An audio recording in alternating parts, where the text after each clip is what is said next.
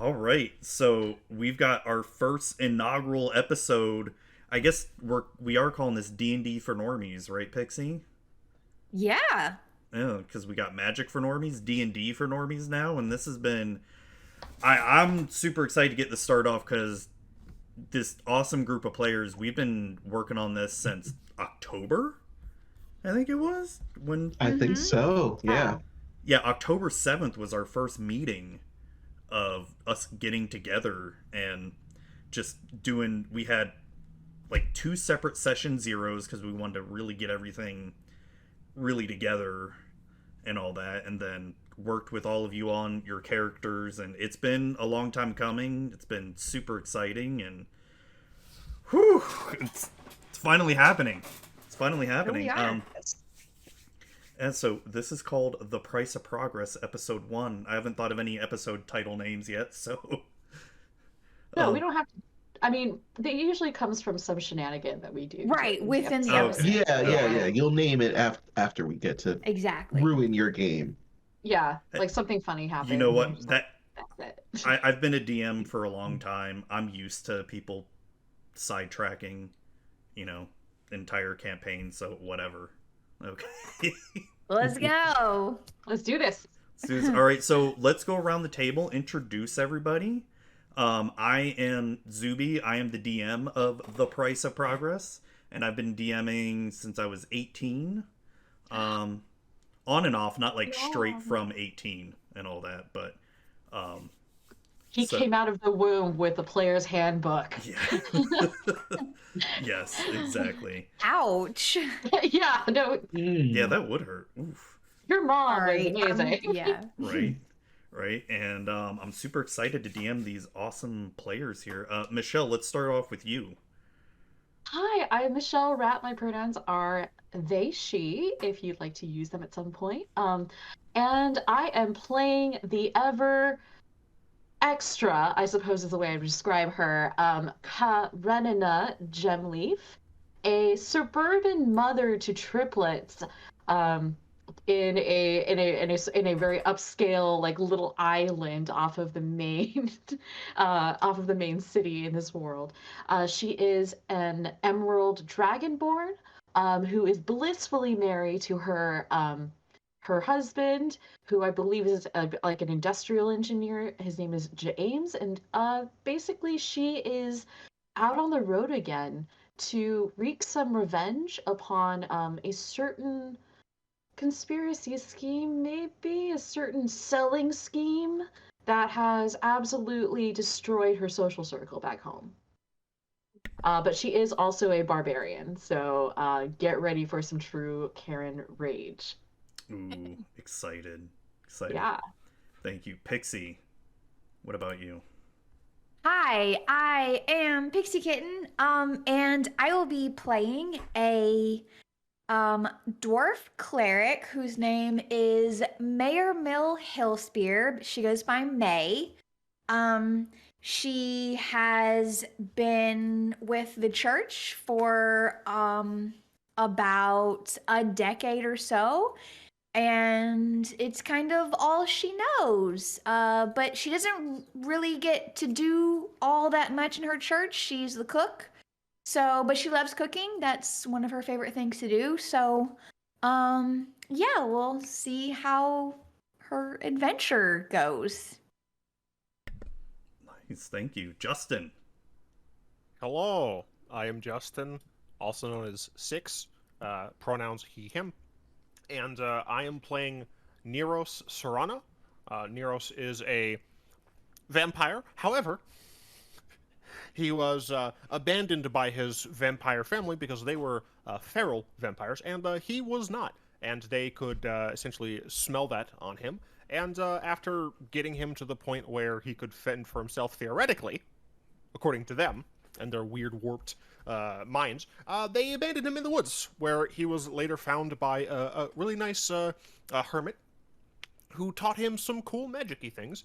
And his goal now, after he's studied under the tutelage of this nice person, he's gone out into the world and wants to continue to learn, and perhaps he has a penchant for utilizing death for positive things.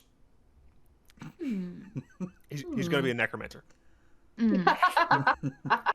There's a good guy, sort of.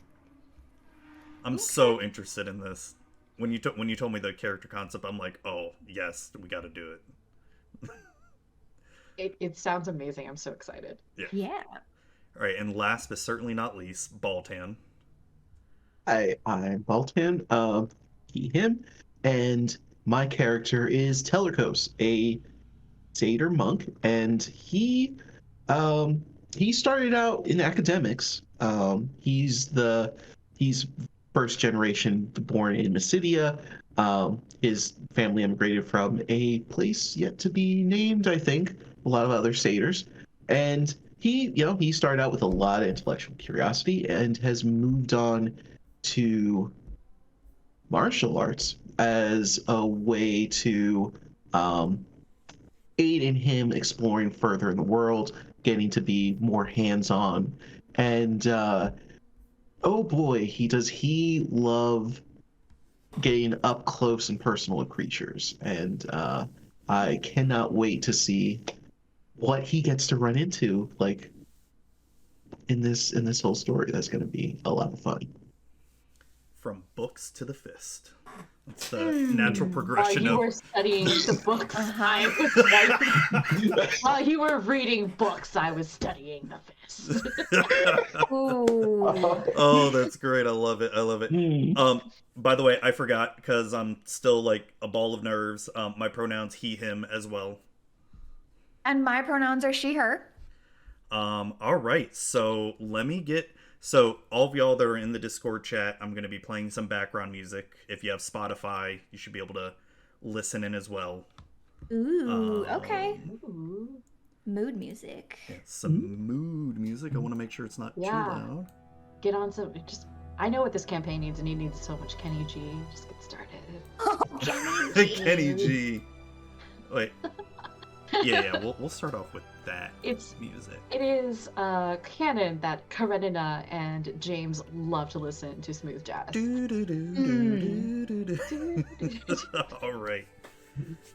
All right. Also saxophone.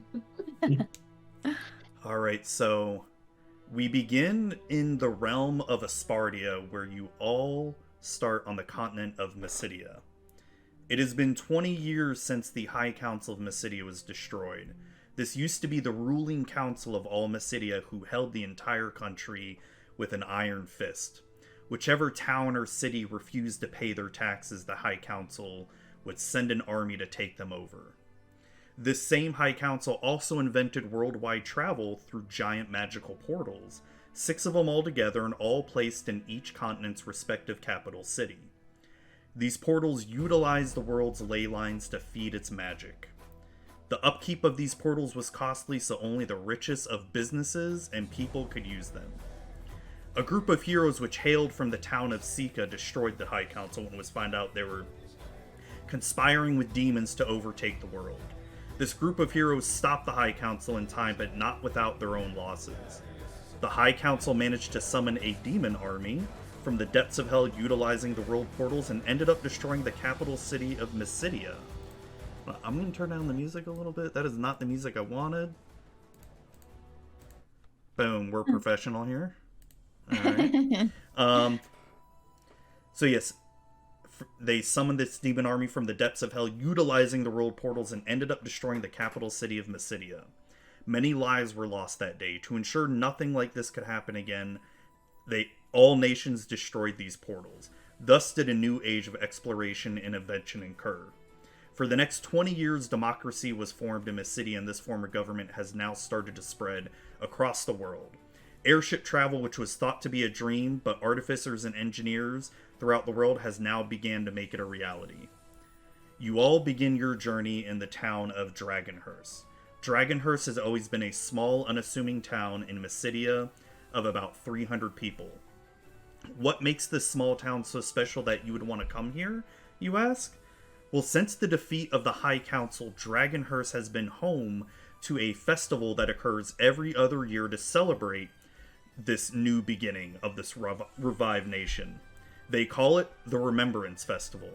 to honor those who have fallen and to honor the heroes who helped save Mysidia from certain destruction. This festival is ran by a group of wizards named Ranelia's Group of Wizards and Witches and Those of Magical Ilk.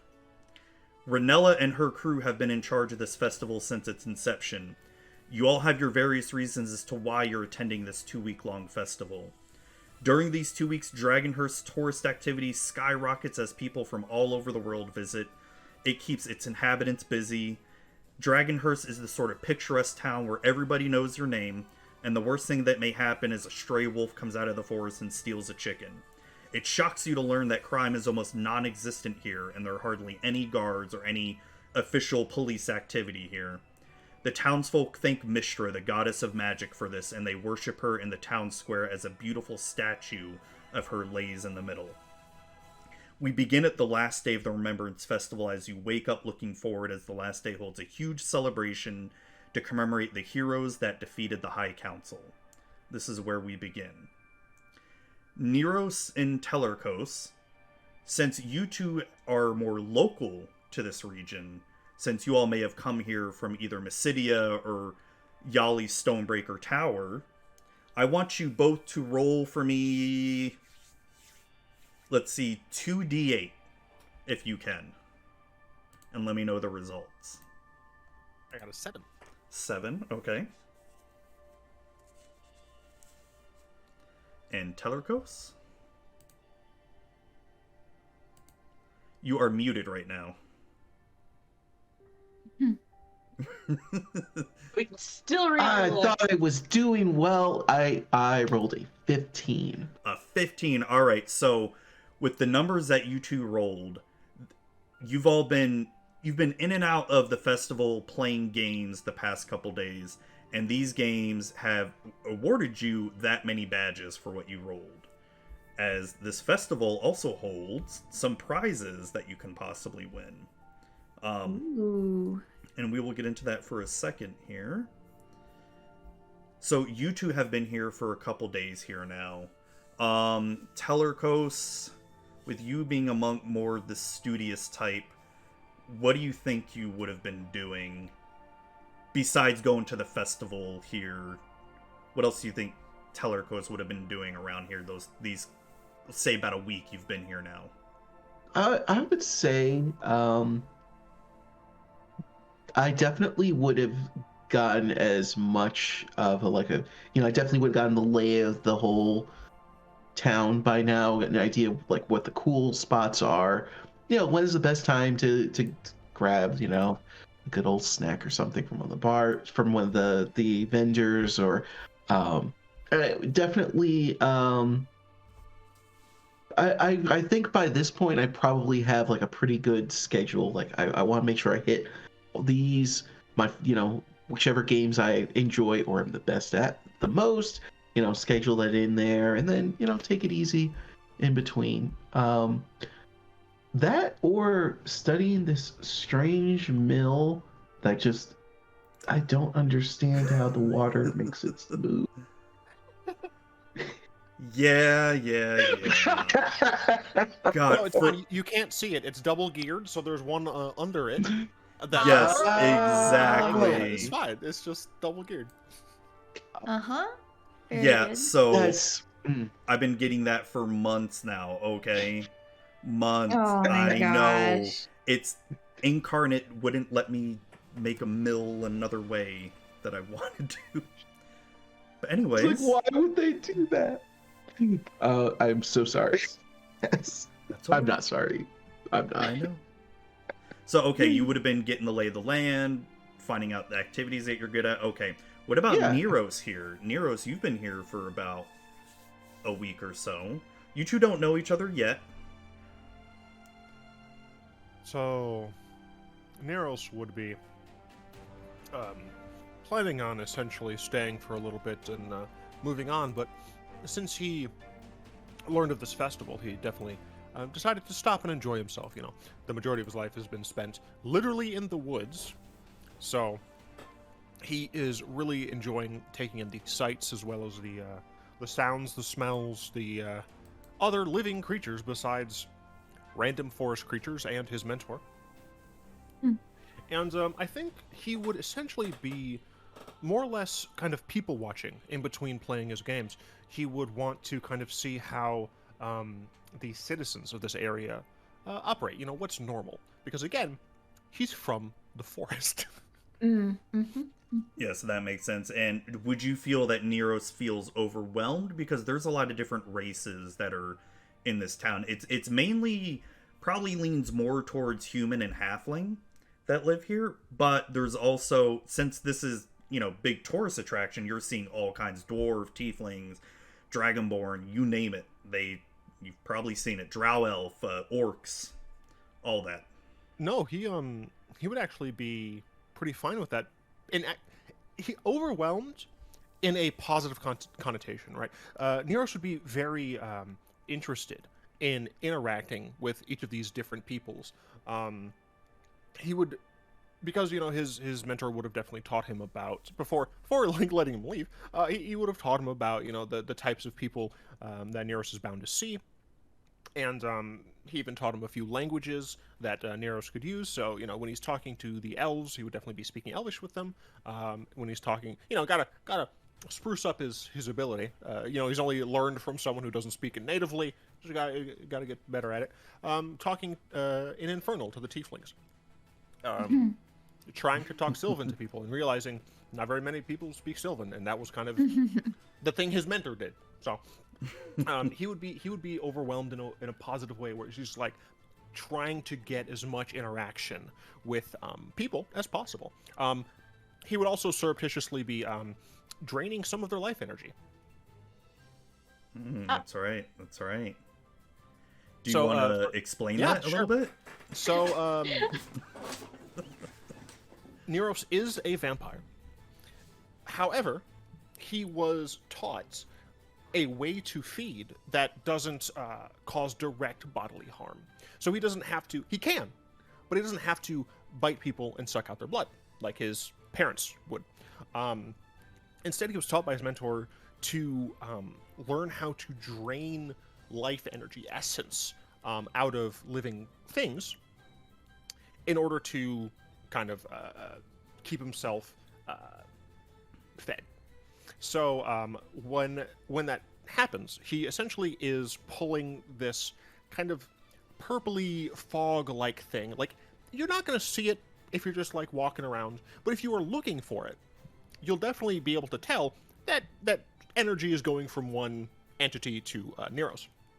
And what this generally does, as long as Niros is feeding like regularly and making sure that he's not taking too much from anyone, is they get mild fatigue. You know, maybe their hand will ache. Maybe they'll have, you know, a bit of coughs here and there. Maybe if he's particularly famished, he'll kind of make someone feel feverish, right? That's kind of the way that Niros draws his nourishment, is through indirect feeding. Now, I love it.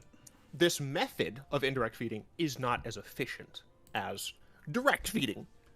The best way for Niros to get life energy is directly, but that would be very mean, and Niros does not want to do that. He doesn't want to be like his parents, because his parents suck. Literally. Yep. One benefit is that Niros Got that can, way fast. in like dire circumstances, draw life energy from plants. Right? It doesn't have to be like animals, but the more sapient a being, a living entity, the better, the more efficient the nutrients is. You know, he would have to feed on like acres of trees in order to get the amount of sustenance that you know, a rabbit could give him. Oh, So, wow. so yeah, it's just I guess I shouldn't have said acres. I should have just said like several. But yeah, it's so he would definitely be, you know, milling, talking with the people, and making sure he stays topped off by being as unintrusive to the most people as possible. Okay.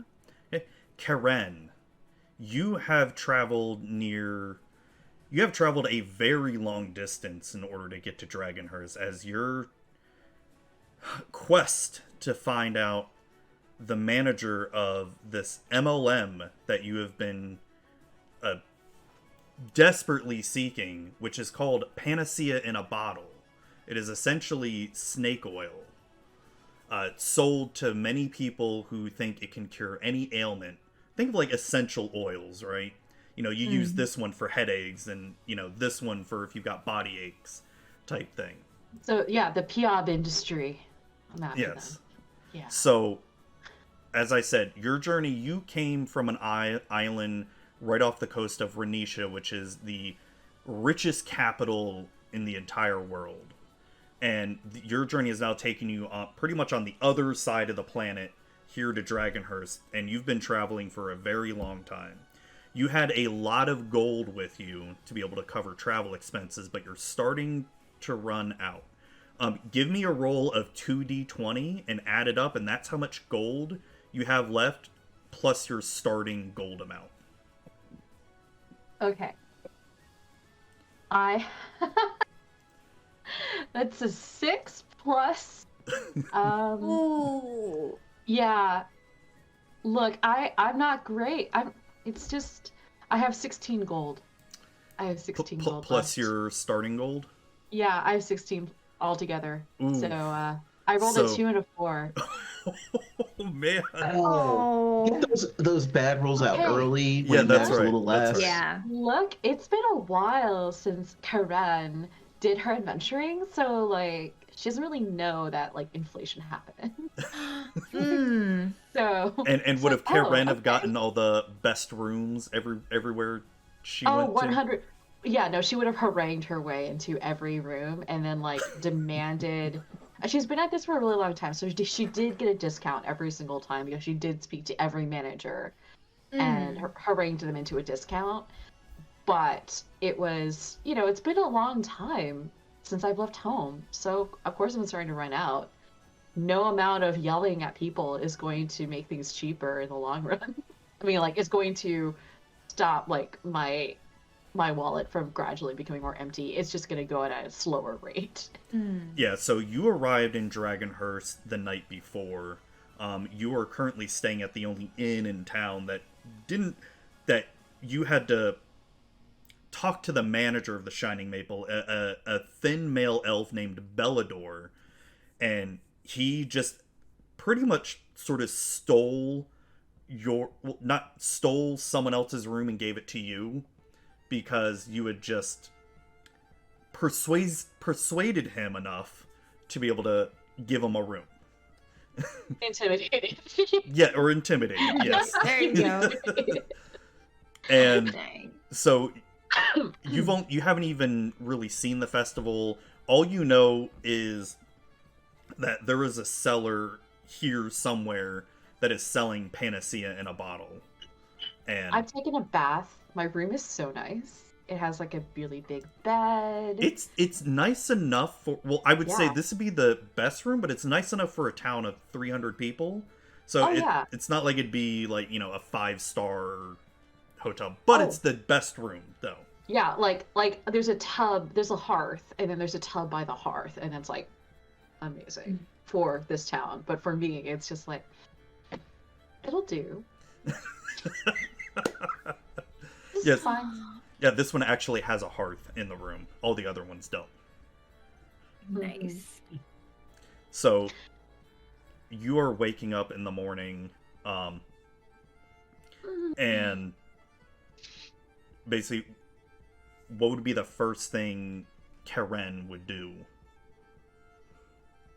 as you wake up in the morning? And just hearing from around the town folks that you may have heard of this festival before, because it's not that it's pretty popular destination when it happens, but you've never been to it before.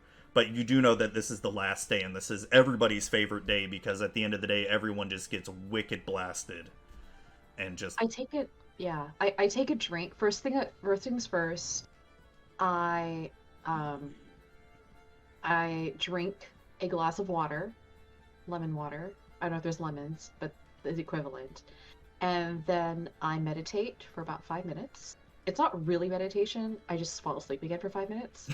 And then I take out my intention journal, which is a diary. It's a little book. It's hand-bound in beautiful loopy calligraphic script. It reads "Live, Laugh, Love" on the cover. And I love it. I go to the page and I write down, I am strong. I am powerful. I will find the manager today. And I will not let any hard partying get in my way. And then I take out a little bit of like a smudge, like a smudge stick or something like that, like sage, and just like smudge. Like I just smudge like the bed a little bit to like get that done. And then I love it. and then A daily go. affirmation. I get to a daily affirmation. Doggone I remember it, people me. like I'm married. and then I go and I ring a bell so that I can take a bath. Oh, wow. So you ring a bell in your room. This is to try to call a servant or something? Oh yeah, no, I'm going to need a cold bath because that reduces inflammation and helps me like sculpt my Okay. fabulous dragonborn cheekbones. Mm-hmm. It's a little better. Okay. Really wakes you up. You in the gotta morning. keep the scales, like the right Yeah. balance of color and all. Yeah, of course. Yeah, absolutely. You gotta keep it tight. You gotta keep it tight. Mhm. Yeah. Absolutely. No one comes or anything as you ring a bell, and Oh. Uh-oh. Well, I'm gonna talk to someone about this. Oh, no. I go and I wash up. I apply like a billion different serums. One of the reasons why I've lost so much money is because I spent it all on ridiculous amounts of skincare. And so I'm like applying this, like various things, and then I put on my armor, I put on everything, and then I'm like, oh my god, I All love right. it. let's go do this. Mm. And I say this to myself in the mirror. I make eye contact with myself, and then I head out All right. to find something that's paleo to eat. All right, we'll get to that in a second. May, No. you got here around the similar time that Karen did. As you were trying to get room and board, you saw her. I noticed her. Yeah. No one could not notice me. As you were right behind her as she was trying to get a room, and you definitely saw her display. And when Bellador, the owner of the Shining Maple, when it was your turn to talk to him, he basically told you, sorry, there's no rooms, but he sort of recognized the clothes that you're wearing, and you did wear your god symbol on your clothes, who was Holy symbol. You just yeah. wore your god. I just wore my your god. your Yeah, my holy symbol. your goddess, I should say, Baronar Yeah. True Silver. Right. I had to look it up. That's And correct. he recognized that, you should go talk to Ro over in the Church of Mystra, and maybe she can give you a place to stay. And that's where you stayed for the night, since the inn was completely full up. And you wake up the next morning by Ro, and this church is more used as a town hall, because she tells you that a lot of the congregation and the flock really meets more where the statue of Mystra is. That's where people have their sermons, their talks, where they go and worship. The church is more just used as a town hall for meetings and stuff. Not that people can't pray there, but it's over the years it's turned into a meeting place for the town. And Ro is sort of like the de facto mayor of the town. It's not official, but everybody looks to her for guidance. And she is a older female half-elf who has more or less her hair is mixed in with blonde and gray, as she doesn't want to dye it or anything like that. She's just, I'm just gonna let it go. She doesn't want to use any magic to, dye it or anything like that. Right. So that's where you're starting off. What would you be doing in the beginning of the day as you wake up in the church? Well, I think as I wake up in the church, I'm I remembered about the inn last night, how busy it was. It was completely full. So I'm just going to go over to the inn and ask them if they need anyone to help cook or clean there. Because that's all I have ever known. So that's what I'm going to do first thing as soon as I wake up. Okay. And so you're going to make your way to the inn. Karen, you're going to come downstairs into the Shining Maple. And you two, Niros and Tellercos, you have also been staying at the inn. You know, you came here before, you know, when there were rooms available. So you guys had rooms, no problem. So Yeah, we got that squared away. So, I would actually be sleeping in the forest. Oh, so you'd be sleeping in the forest. Okay. I'm used to it. Okay. Yeah, I like to rough it. Would you find yourself in the tavern first thing in the morning? Maybe to... Because I can't remember if your character actually eats anything, or is it you just drain the life energy? I don't really like to consume things. I can. I don't tend to do it, but I would recognize after being there for a few days, right? I would recognize that tends to be where people go, kind of in the morning, and I would end up going there as well because it's normal looking. Okay. It's also kind of like your breakfast buffet because you need a top up. You got a little bit of everything there. Yeah, you think they're just full and tired. You know, like someone eats a huge breakfast, they feel full and tired. It's like, no, more like Niros is taking a little bit of that energy, taking a little bit of this energy. It's real low key. Yeah. All right, so you're all ending up in the tavern here. You notice it's pretty busy in the morning here. Obviously, it's the last day. There's this energy in the air that a lot of the townsfolk and even the tourists are really, really excited. And Karen, as you walk down, what do you do? As you know, no one gave you any service or anything when you rang the bell. Where's the front desk? So you can go to the bar, where the bartender, well, where Bellador was, where you saw him, and he's there. He's looking haggard and tired right now, just, you know, wiping plates, you know, mugs, glasses, whatever. He as you approach him, he looks up and he's like, yes. How can I help you? Excuse me. Hi. I don't know if you heard, I was ringing the bell upstairs. As you can tell, we're quite busy here. As he's very, I wouldn't say prim and proper, but he's more definitely, you can tell he's very stressed because these 2 weeks of when the festival happens are his most stressful time. Oh, I don't ever. care. I know you don't care, but I'm just trying to show what his body okay. language is. I know. Like, I as Michelle care deeply about the well-being of this character. I as Karen give no shit. So Karen's like, yeah, I know, but I just kind of feel like when I decided to pay you that we entered into a contractual obligation where you provide goods and services for the value of what the fee that I paid, and I don't feel like I'm getting the full value of what I'm getting. This is so hard to keep a straight face. Do you understand what I'm... I don't want to be like a problem, but you know, this is just, it's not really fair. I don't think it's fair. I understand. I'll walk up to the barkeep guy and just like interrupt this and say, woman. and just say, "Hi, can I help with anything?" I just look at you and I ignore you.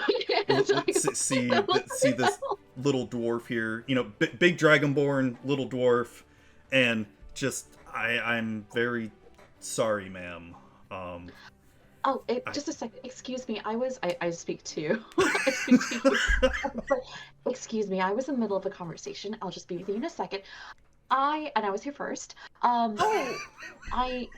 Yeah, I understand. You know, you're really stressed, but you know, if this is the quality of service that I'm going to receive, I really do feel like I should receive some kind of compensation or discount, just to keep things fair, you know? I mean, I travel quite a bit. I I understand. travel a I lot, understand. and you know, I am really well known in certain circles, and I would really hate to let people know about a certain, you know, imbalance here. You Is notice, this but a bad place? you notice Bellador just sort of eyeing the dwarf like, please help me. Is this a bad place? Because I tried to stay here last night and I was told it was too full. See, you see, this innocent person right here wasn't able to book this place either. This establishment is terrible. Ma'am, And I just turn ma'am, around, I just get louder and louder. ma'am, please. This is the busiest time of the year that you have come, and I do apologize. I will take off half of your room for what you paid, and he hands you back 5 gold. Yeah. And then he says, "I will. You can eat here for free until you leave."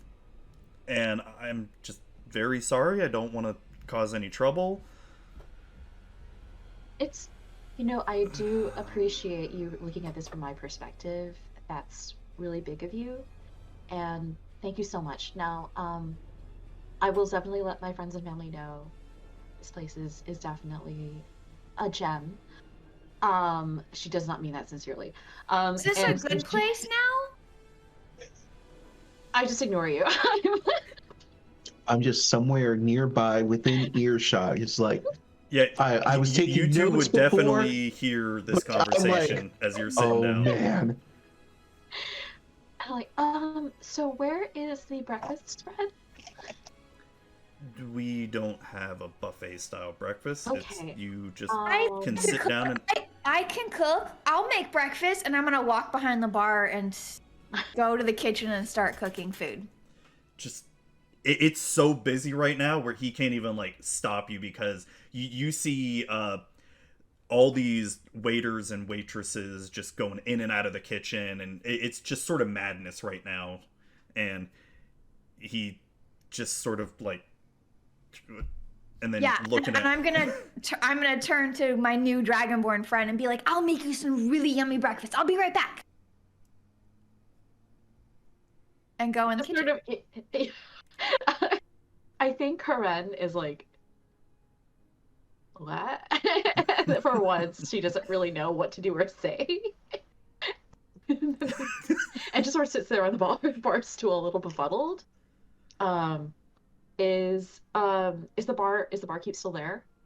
yeah, he's like the conversation you've been having. He's just sort of like not like a little bit dumbfounded that he sees May just run in there and like just yell like gonna make this, and then now you're just also sort of like befuddled like what, and he's just sort of like, is there anything else I can do for you? I really have to.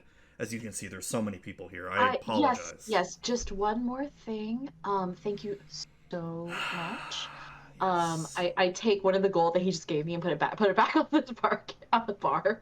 And I say, by the way, do you know anyone who works for or with the Panacea in a Bottle Corporation?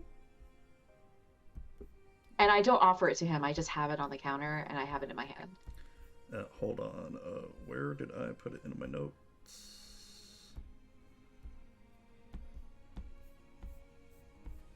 Here we go. He thinks about it for a second. Like Panacea bottle. He's like, okay, yes. You're gonna find that stall over in the festival. You're gonna want to talk to Fyra de Grey about that. Lyra de Grey. Interesting. All right, well, thank you. And then I put the gold back into my wallet. I was because that was a Oh piece of my crap. god. He watches you do that, Were you trying to be sneaky about it, or just you do it? No. He watches you do that, and he's just like, what? He's like, he just walks away at that point. He's like, whatever. He's sick of it.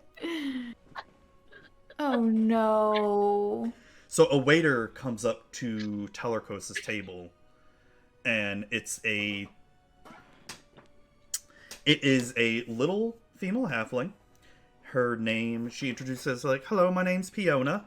I'm going to be your waitress today, and here's what we've got on the menu.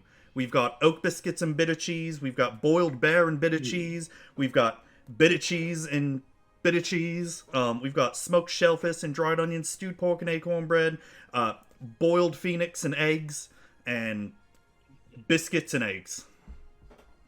Ooh, oh man, that I would love to try some of that phoenix. Can I get a little? What kind of phoenix is it? Yeah. Like, is it the a dead free kind range or? Okay. Well, I mean, that is fair. Yeah. I'll have some of that, please. I appreciate it. Thank you so much. Okay. Then you see her sort of like walk over to Niros' table. He's like, what can I get for you, love? My name's Fiona. And we've got... She names off the menu again. Well, thank you for your service, but you need mine. I ate already this morning before I came in. Do you need any water, ale, mead, apple juice, cider? Again, I quenched my thirst a bit ago, and I'm not parched yet, so I'm good, thanks. She just sort of rolls her eyes and just, all right. And then you see her walk over to, you're sitting at the bar, right? Oh, I'm sitting at the bar, yeah. Yeah, Karen. You see her... K'aranina. I'm gonna mess that up like 5 million times. And then you see her just sort of walk up near the kitchen, then she sees a new person sitting at the bar. You sort of just hear huffing and puffing over to the bar, and it's like, yes, love, my name's Fiona, I'll be serving you. What can I get for you? Hi, Fiona. So nice to meet you. If I could get a double of the bitter, but can you please make it gluten-free? That would be really great. What's and gluten? And a side of coffee. Oh, never mind. Just give me the cheese. Just give me the cheese. It's like paleo, so I can just eat it. What's paleo? Never mind. It's fine. Go. Fetch me the cheese, darling. Go. Do you need anything to drink? Water, ale, apple juice, cider? I think just water. Do you have tea? I can make some tea. Tea would be perfect. Thank you. All right. So as she writes down the order, you see her just hustle back into the kitchen. She's looking right at May here. She's like, "Oh, you must be new here. Here, make this." Just gives you a ticket of 3 different, 2 different meals. Yes. Okay. Easy. Great. Good. You're doing a great job. Thank you for bringing me this. I'm on it right now. I got it. Thanks.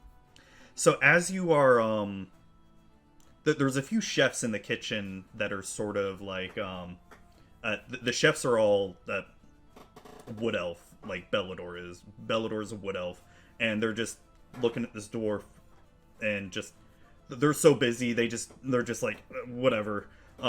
There's a little human wizard who looks to be about younger. He introduces himself. He's like, "Oh, you must be new here. I just saw you walk back in. My name's Tumba, and are you one of the new chefs?" Oh, I don't work here, but what are you doing back here? Well, I cook a lot at my church, and I could tell it was really busy, and there was this sort of angry dragonborn, and I just wanted to help, so I just came back here. I've been cooking for a long time, so I'm here to help.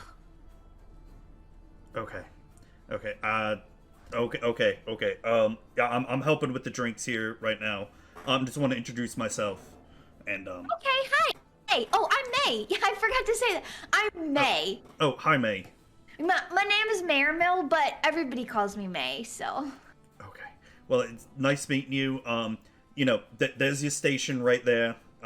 Neat. I guess maybe. Thanks. I'm already started. Like I'm cooking. This is awesome. I got these orders. They're almost ready. So I'm about to take them out. Are you going to be at the festival later? I work for the festival group, actually. I'm just back here helping out Bellador. He's such a grumpy elf.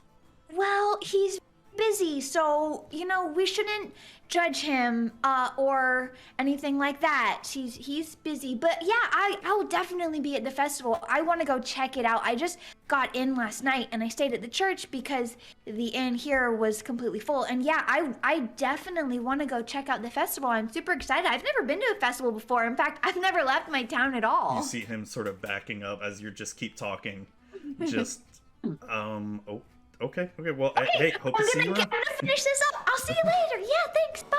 All right, roll a survival check, May. Roll a survival check? Yes, see how well you cook. Okay. Oh no. I rolled a 10. Well, okay. Not the worst, not the best. Decidedly average. So as you think it was the ingredients. They were average. Yeah.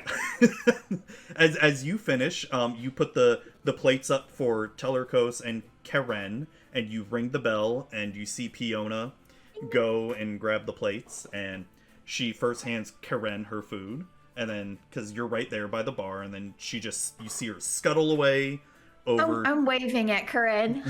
I made that for you! I hope you like it! Is it like a saloon door? Is it just like swinging in and out? So like you just see her? No. It's how do you describe it? Behind the like bar? A window. Yeah, like a window in the kitchen. Yeah. I just look at you and I'm like, because she can just stare at you as you eat the food. Staring at me. I'm like. And then Fiona also hands the food over to Tellercos. Says, "Enjoy." And just rushes back up. Thank you so much. All right, so Slightly average. yeah, I won't have anyone roll any con checks or anything because the food wasn't bad. It was just very average food. K'aranina takes out like a little packet of like herbs and supplements, I think, and then just like puts it on there and then eats it. Like her own seasoning. It's her own seasoning packet from home. Oh wow. Sort of like Sam from Lord of the Rings brings the little thing of salt. Yes, she has a special salt blend. Actually, let's make it hot sauce. She has hot sauce in her bag. Swag. Nice. She takes out hot sauce and just puts it on it. It's like Dragonfire hot sauce. Yeah, it's I think it's called like Emerald Fire. Muy picanto. Nice. So as you all finish up your meal, is there anything else you want to do while in the tavern? Because as you all are starting to finish eating, and as you know what, May, give me another survival roll, because you're going to get more orders to cook food here. A 12. 12. So, a little bit, still average, but a little bit better. You're getting better as you're cooking more meals. Give me one more roll. 14. See, yeah, you're getting better as you're doing it. So, and these are meals that you've never cooked before or anything, or maybe you haven't cooked as much. So, it's as you're doing it each time, it's getting better. Mm-hmm. So I'm a little rusty. Yeah. Yeah. And after maybe 2 hours in the kitchen, or no, we'll say about an hour in the kitchen, the chefs don't even really pay attention. In fact, they're like wanting your help at this point because it's just so crazy. So an hour goes by and you two finish your meal. And at this point, you start to see people starting to leave the tavern, getting ready to go to the festival. It's about maybe 8, 9 o'clock in the morning. And people are like, all right, let's start to have some fun. It's the last day. And what are you all doing? I finish my hot sauce and cheese breakfast. It's like a ricotta. Is it like a ricotta cheese or like I'm guessing it's like a cottage cheese, right? Yeah. Yeah. So I eat cottage cheese with hot sauce. And drink my tea. And I swing my battle axe onto my back, which is engraved because obviously. And it's actually a gift from my husband, and I like walk out to go find this stall. Okay. Hey, Yeah. Niros? I would be looking for the prize stall to see how many more tickets I need to get something interesting.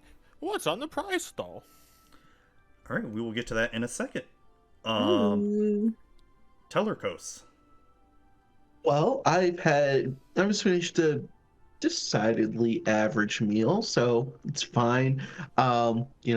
People will tip for the halfling, like she did an awesome job serving it all. I know how crazy it is, and I don't know. I guess time to just soak up as much as I can with this last day. Like, let's go out there and get even more, stuff and. More Walkway badges. sound cool. Yeah, more badges. Yeah, like, they're come on, they're little badges of just Renelia's like insignia, which is just like a wand, a component pouch, and like an emerald, something like that. And so and May, since you've been busy cooking, what you've been doing is just eating little bits here and there as you're cooking. You cooked yourself a little meal during this, and just eating as you cook, because smelling the food at first, you just got so hungry. You're like, oh man, I'm famished right now. I just need to. So you ate while you cooked, and as the kitchen slows down, you help clean up. Would you go to the festival after this, or? Yeah, for sure. I mean, once everything in the kitchen slowed down, I wouldn't leave until everything slowed down. But if everyone's finished with breakfast and they're all starting to go to the thing, yeah, I would definitely help clean up. I would, do my little prestidigitation or something, help clean up. And I would just like be chatting with the other chefs there and just telling them, cleanliness is next to godliness, so we got to make sure we get this place really clean before we leave here. So, and then I would definitely head out to the festival to see what that was all about, because it would all be new for me. So. All right. So if you are all in Roll20, you will see on the map here, across the little river there down near the bottom, is the festival, and you see a tent surrounding what's the dirt path there leading you to the festival, and just where grass was growing, it's now all just a giant dirt circle as all these tents have popped up around the outer skirts of it. And you see people, trying to, get you into, hey, do this ride here, and, hey, come see the amazing beholder that we've got in a cage back here. Can you face against the mind flayer here? And, or can you survive against a mind flayer over here? Games like that. So as you get to the prize wall, Niros, think of it sort of like when you go to an arcade, where you have, X amount of tickets, there's a lot of these dumb little prizes. Those are the prizes in the 1 to 3 badge range. Those are more for the little kids, right? For, it's a little wooden toy or something like that, or oh god, what's the one thing, the little ping pong thing, right? Bounce the ball. Little paddle. Paddle, yeah. Yeah. One of those, but for something that you might be more interested in as you get your badges. So for 5 badges, the person behind the counter says, you can get a flying broom for 5 badges, but this broom only hovers 3 feet off the ground, and the enchantment only lasts a month. For 10 badges, you can get a bag of beholding, and he shows you this bag, and as you open it up, there's a slight glowing that comes out of the bag as you open it up. Sort of like you ever see in movies or like video games when you open up a chest, it's glowing. That's what this bag does. It's that's it. It's just a normal bag, but every time you open it up, it glows. For Nice. other 10 badges, you can get a Cloak of Billowing. Last day only to get this. It's my favorite magic item, by the I way. love Cloak of Billowing. It's great. Cloak of Billowing is wonderful. And we have the grand prize of them all. This is the only day to get it. We always say this for the last day. For 30 badges, you can get a bag of holding for 30 badges. Ooh. Ooh. Well, I would like to get, speaking out of character, I would like to get 3 more badges so I can get a 10. There's no way I'm going to be getting 23. So I would Hey, love you to never know. try and get 3 more badges. You never know. Some events offer more than one badge. Oh. So, Is there a I think like to try to blend in a little bit before she goes ham on the stall, are there any like strength like focus like axe throwing or oh yeah, yes. I can give a list of what contests or what games are being played today. We have today, since they change every day, but some of them, especially the ones like Niros and Tellercos, you haven't done some of these. But so today we have, can you survive against a beholder? Can you survive against a mind flayer? They have an ale drinking contest. They have a pie eating contest, a dancing contest, the high striker contest, which is, hold on.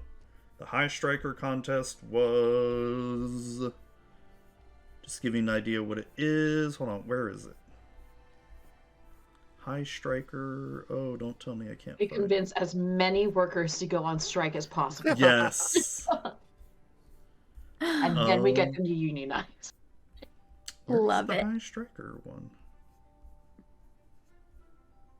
Oh, try to bash a boulder as far as possible. That's right. That's what the high striker is. That's definitely my bag of Then of there's tea. an arm wrestling contest, a slapping Also. contest, a magic trick show, a giant boar rodeo where you gotta, boars are on the loose and you gotta try to run and grab the boar, a barrel run contest where you try to run on barrels, an archery range contest, an insult contest, and a knowledge contest. Ooh. So let's start with Niros. And which contest would you like to... So what I've done before in the past when I ran this was I had one person choose what contest they want to do first, and if the other players want to get themselves involved in it, then awesome. You know, then you all sort of compete against each other. You know, if not, Sure. then I'll just have some random NPCs compete against you. I'll take nerd knowledge, Alex, for 200. Knowledge contest? Okay. Yeah. Okay. So, would any other players like to participate in a knowledge contest? Oh, okay. Tellercos and May, okay. Yes. May is participating in every single contest that she can. Alright, so Karen, no? No, Karen is eyes on anything that allows her to smack people. Alright, we do have those. So we'll do the knowledge contest first, and then we will go around the table and do another contest after that. Alright. So the knowledge contest, so as you all go, except Karen, still sort of wandering around, maybe just really checking out the sights here, and just, it's, you know, this isn't really your jam. This is a little bit more lower class for you, but, you know, maybe you... It's charming. It's yes, charming. Rustic. It's very, very rustic. There you go. There you go. You're sort of like, so this is how the simple folk do it. Oh. Adorable. So as you all make your so way, much smaller than me. that's right. You are pretty big too, as well. I forgot how tall we made your character. Like 6 foot. Something like Something? 6'4", 6'4", 6'5". We see dragonborn height. Oh, we never really gave descriptions for everybody, did we? Only like very basic ones. Yeah, we didn't really. No, so we'll get into that. We'll get into that. So Niros, Tellercos, and May, as you are looking around to see what contest you want to do, the knowledge contest is the first one to really, pique your interest here. So, as you all make your way, and Karen, you also make your way to the knowledge contest because you just want to see, all right, what is this? It doesn't interest you, but you're sort of like, it's not smashing boulders. How could this even be fun? All right. Just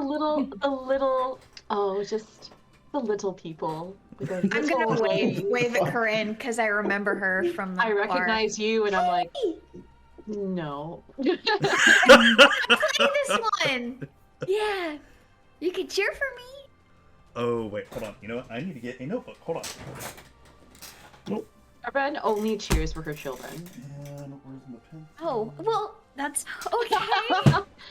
Damn. You don't know that. You don't know who I am. You don't know Okay. my life. All right. You know me. You're the only person I've seen multiple times. Okay, so we're friends now. All right. So It's since adorable. there's 3 of you, there's enough people to play, so we don't need any extra NPCs. So as you all, we're gonna set the stage as in you all get up on a little platform, and it's sort of like a Jeopardy stage, right? There's little, oh god, why am I drawing a blank on the podium? There you go. 3 podiums there, and you all get behind it, and you all have like parchment and quill pen. Be able to write this, and the Alex Trebek type character comes out, and it's like, welcome to Renelia's knowledge contest, and there's like little crowd of people, and we've got our lovely contestants here, and sort of goes up. It's like goes near first, and your name is sort of holding a fake microphone. I'm Niros Ciranna. Hello. I would like to win more badges so that I may acquire one of the fun prizes. Wouldn't we all? You're going for that bag of beholding, aren't you? I am unsure yet. Not sure of themselves. All right. And then goes on to the next one, and that's Tellercos right there. And who are you, my good satyr friend? Hi. Oh, I'm Tellercos, and I'm so excited to be here and win. Yeah. Strong words. To you too. All right. And then lastly, but not leastly, we've got a little dwarf here. And what's your name? Hi, I'm Maermyl Hillspear, but everybody calls me May, so just call me May. I may do that. All right, thank you. All right. Yeah, good one. That's what they pay me here for. They don't pay me at all. Oh no. Anyway, so we're gonna ask 8 questions, and whoever gets them right is gonna be the winner. They will win 5 badges for first place, 3 badges for second place, and just 1 badge for third place. So, ooh, nice. So what I will be doing is the question will require a certain check, and whoever gets the highest check is the winner for that round. So I will be keeping points here for it. So we got Niros, Tellercos, and May. All right. So the first question, as he asks the question, will require a history check. So as he asks a question that's based on history, everyone roll me a history check and let me know what you get. I got a 17. 17, all right. I got a 17. Ooh, Damn it, I got 13. 13. All right, so we will say Justin and Pixie both got the question right, and Baltan, sorry, or Tellercos. I need to start calling your character names. All right, so the next question, How do you do that? going to require an Arcana check. Uh-oh. Ooh, I'm loving all these +5s because of my high int. nice. I got a 15 on that one. I got a 16. I got a 4. I got a rock. All right, so Baltan, you got that one. So that's question 2. Next one will be another Arcana check question. Oh. Uh-oh. I got a 12. This is nonsense. I got a 6. Ooh. At a 16. Mm. There we go. All right. This will be a nature check. Oh yeah, come on, I got a baby. 23. Damn. I am from the woods. Nat 20, which is 25.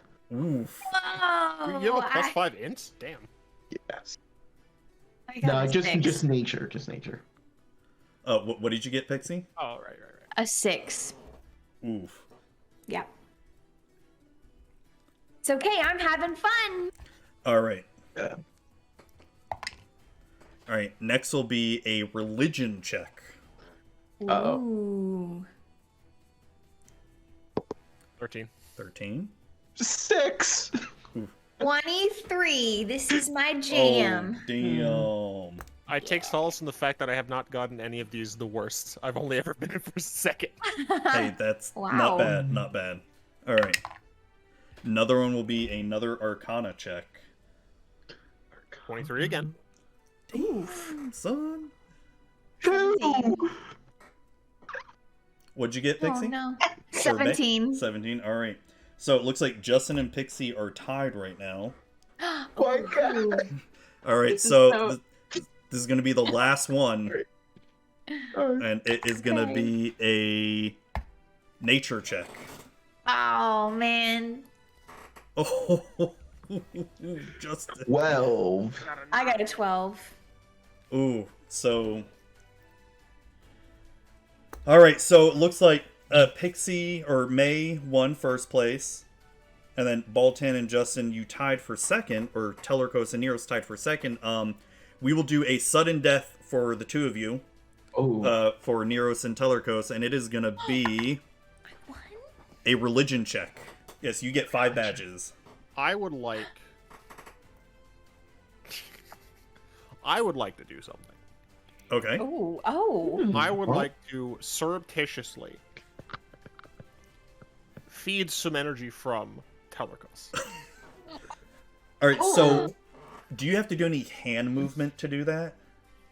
No. No. So describe the way that you have to drain the energy, just so I can see it in So- my head. Essentially, it's just like a focus thing. I have to look at the entity, but the mist has to be like looked for. The thing is, like, that's up to you to see like what the DC would be. I think that like it would make sense to me that it would be maybe like my spell save DC. That way, it's easiest to track, and like as I get better as a character, I'm learning better how to like conceal it. Yeah. Again, that's that's kind of up to you. But yeah, I just have to essentially look at them and vague purple mist. okay. I just want to know if there was like a movement you had to do to. No, I have to be looking at the end. Okay, so you have to be looking at him. Tellercos, Yes. give me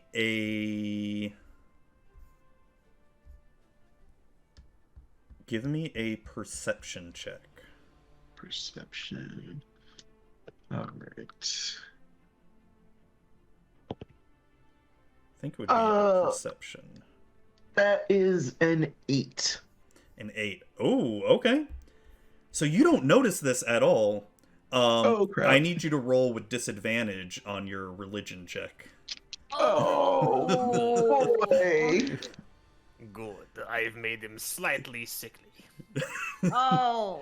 Do I see Uh, him? You Can I said roll religion, right? perception? Yeah, religion. Okay. I got Okay. I roll 17. perception. I got a 7. 7. I- Okay. I rolled a 14 and a 6. All right. So Karen, you said Can because it manifests as a purple thing, right? A purple fog. Like what's the word I'm looking for? The mist? Yeah, it's gosh, it's not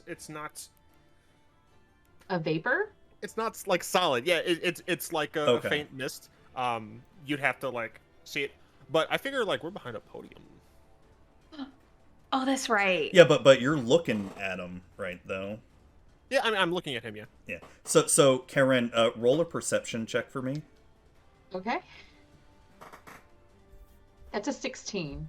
16. All right. So you do notice Niros looking at Tellercos as the last question, which is based on religion, was asked, and you see a little glint in Neros's eye as he stares at him, and you feel like for a second you saw like some sort of purple mist, like sort of exit Tellercos and into Niros. You have no idea what it was or anything, but it's definitely didn't seem normal. You know what I mean? Oh.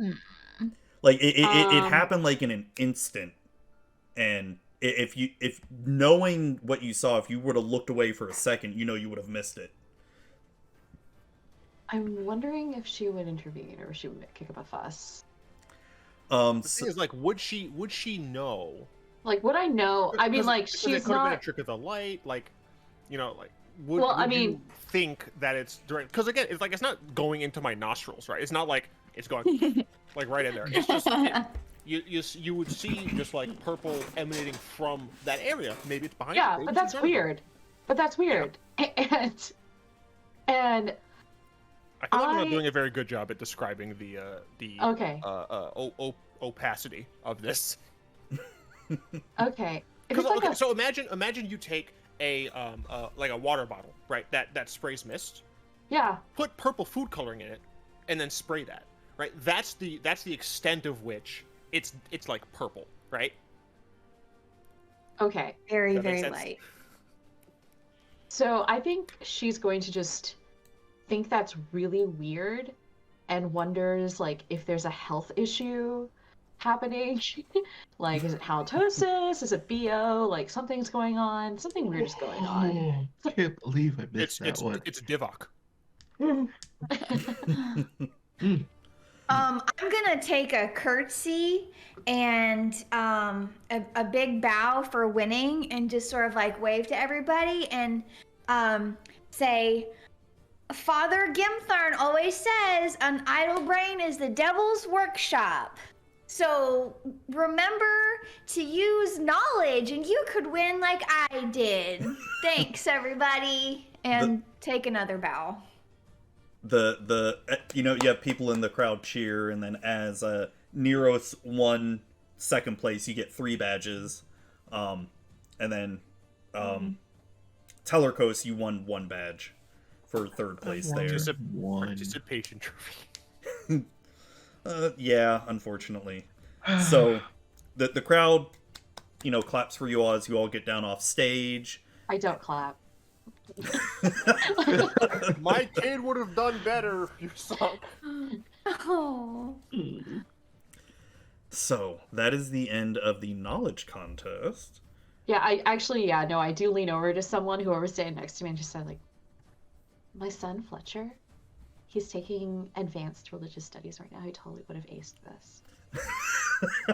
To just some random person. Just a random person, and there's, like, a sticker on my battle axe that says, my great axe, that says, like, proud parent of an honors kid. Like, honors kids. Oh. Yes, a bumper sticker on the axe. Are we supposed to like our party members? Oh. It's called Opportunities for Growth. There you go. There you go. There you go. All right, so we will go around the table for the next contest, and that will be K'aranina. If you're looking more for a strength one, there would be the high striker, which is the boulder bash, the arm wrestling, the slapping contest, and I think the barrel run is more dexterity, I think. I think she's gonna go for. Okay, so before she goes to any of these, she actually does go over to me and say, "Well done, Hey. little one." Thank you so much. That was so much fun. I've never played a game before, and I can't believe I won the first time I ever did. Yeah, you were almost as good as my son Fletcher. It was amazing. Oh, wow. You have a son? I have 3 sons. Do you want to see them? Yes, yes, yes. I take out like my thing. I just show pictures of my children. Wow, they're great. They seem really, really nice. I would love to meet them someday now that we're friends. Oh my gosh, do you babysit? Absolutely. I love taking Oh my care of gosh. children. Well, perfect. Stick with me and we'll range rates and absolutely wonderful. What was Yeah, your name? let's go play a game together. Okay. I don't really. What about that one? And I point at the slapping game. I'm not gonna turn down an opportunity to slap people. That looks awesome. Let's go. All right, we're going to slap people. Alright, hold on, let me find it here. Oh, here we go. Okay. Anyone else gonna participate in the slapping contest? Sure. I don't know what I'm slapping or defending against, but okay. Yeah, I don't understand it. Yeah, I'll. I'm like, is it like the Monty Python thing where it's like fish slapping? It's sort of like you would see on TV, like someone slaps someone in the face, and then the person getting slapped has to withstand it. Oh. This is a real sport. Yeah. Oh Okay. my It gosh. is Like- all. It's a bit much. I'm doing it. This is everything I've ever wanted to do. Let's- As a character. Let's do this. Alright, Oh my sweet. goodness. So, It's gonna hurt to slap me too, because I'm scaly. That's yeah, true. so there is gonna be 6 total contestants that join up 3 random NPCs, human, dwarf, and a let's say big genasi and all that. And let's see, so out of the 3, 1, 2, 3, Tellercos, you're gonna get paired up with the very big genasi. Of course. Oh. Yeah. All right. Karen gets paired up with the dwarf, the big bulky dwarf, and then you get the human, May. So Do we stand for this or do we sit? no, you stand. It's both a standing thing. There's like a table between you and something to grip on to like hold your hand, like for the I'm non-slap. guessing though there's like a podium, like a Yeah. step ladder for them to The reach. dwarf. Yeah, a little bit of Yeah. height issues otherwise. Yeah. The smaller people will get assistance in order to reach the person's face. Okay. Okay. But So another person comes in and picks them up. Oh, no. not that, but essentially, like they have to stand on top of like a box. Mm-hmm. Oh, All right. The box. Great. All right, so for first one, we'll do Karen, as you get up on the stage and face your dwarven opponent, who's just sort of, had this, he's pretty big and muscly, and then he's sort of like talking shit to his friends, and then as he walks up, he's not even like looking at you or anything yet. He's just sort of looking at the table, gets up to the table, then looks up, sees this big hulking dragonborn, like a face of like eyes widen for a second, like, and then just sort of, I've got When this. he makes eye contact with me, I go into a rage. Oh, How shit. dare you look at me? Oh, Oh, dang. so you're gonna get what, +2 to strength checks? Yeah, think I that get is- +2 with melee damage with strength weapons. I gain resistance to bludgeoning, piercing, and slashing damage. Okay. All right. So as you all look at each other face off, the non-slapping hand is holding on to like a little grip on the table, and you are going to be going first. So I need you to roll a strength. Is it strength check? Yeah, strength check. Yeah, so roll a strength check and let me know what you get. I get a 15. 15. All right. The person receiving the slap, has to roll a con save to see if they can beat that. And as you go and slap the dwarf, you just see him go flying off the stage. He rolled. He rolled so bad. Oh no.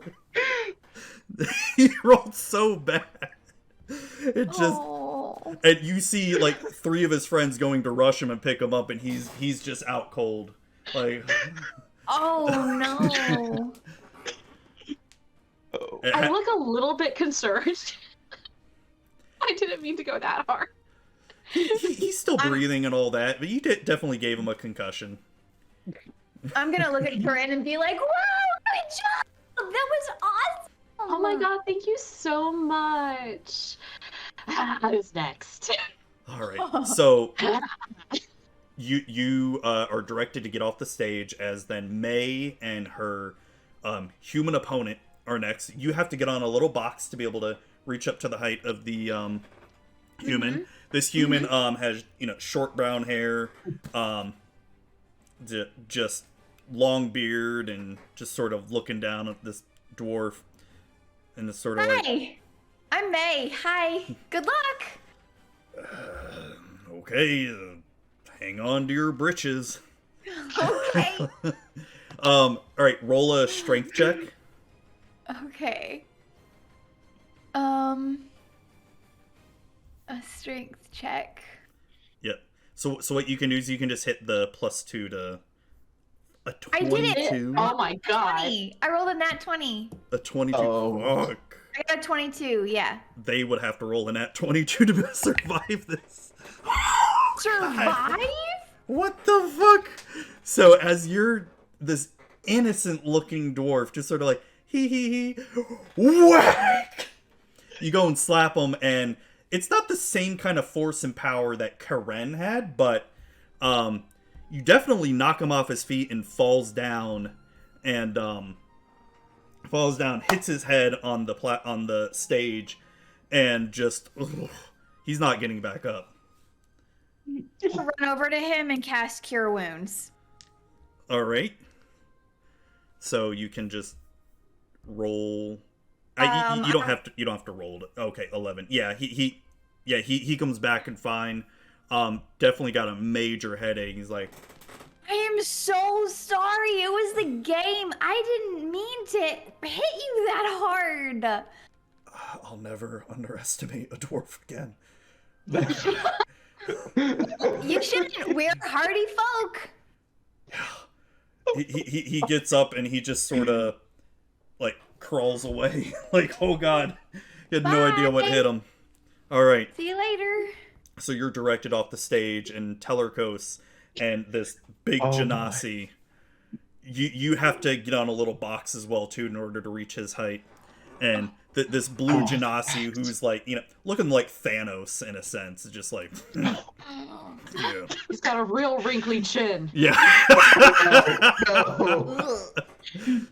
It's like trapped crumbs in there. Yeah. He's looking at you like, bring it on. Little, all right. What are you, like a half pony or something, or goat? Let's go. Okay, so I have a question, Zuby. Yes. Um, You've got a -1 to strength. I have a -1 to strength. However, I do have unarmed strike.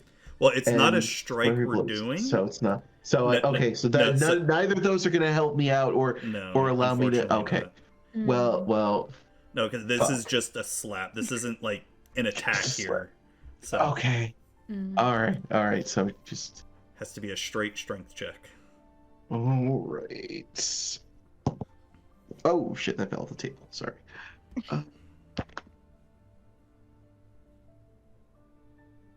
You're not gonna believe me, but I did just roll a nat 20, so that is 19. Oh shit! All right. Oh my god! We're just What the destroying Oh this my god! town. People I've are just rolled. flying off the stage. Okay, so I don't know what's with my dice here, and I know as a DM I shouldn't bitch and complain because I want to see my characters, my players succeed, but I do like to sometimes have a challenge and all that stuff. Yeah. I've just rolled 3 3s in a row. Oh my for the gosh. con save. What the fuck? Did you stop rolling a d4 for this, Zuby? Like, what are you doing? Right? Oh my gosh. So yeah. Michelle and Justin, you never played with me as a DM. I'm very bad at fudging dice because I wear my emotions as I roll my d20. I'm like, oh my god. I'm like, oh. So, yeah, it's I'm very bad at that. The dice tell a story, and right now the story is comedy.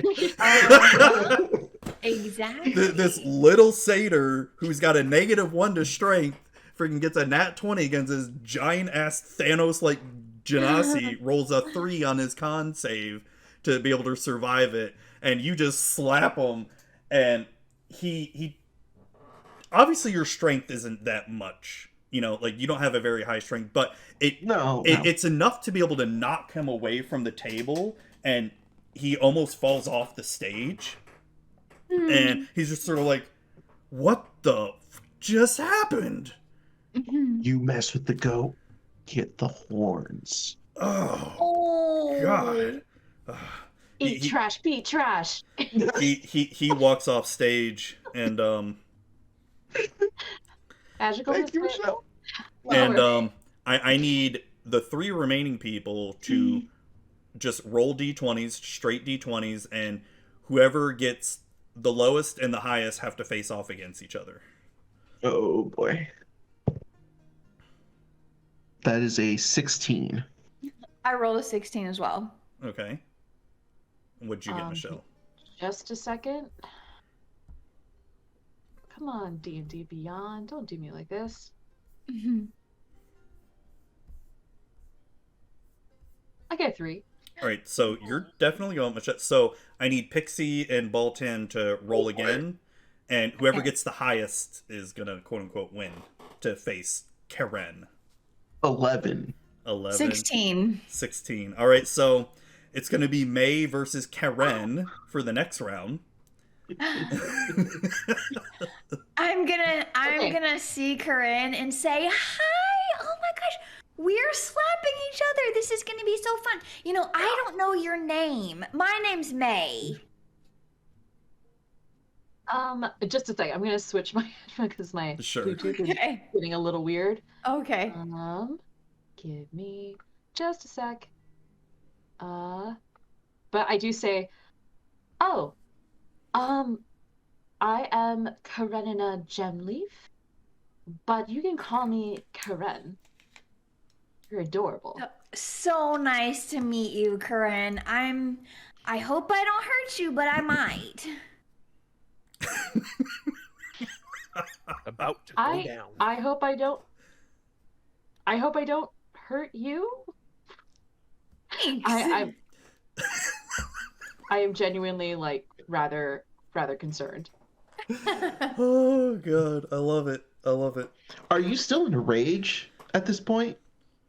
How long does it last? I mean, technically, it only lasts a minute, but just for the sake of role playing, I'll let you allow whether or not you still want to rage during this, because technically it would be over by now, but I'll leave it up to your discretion.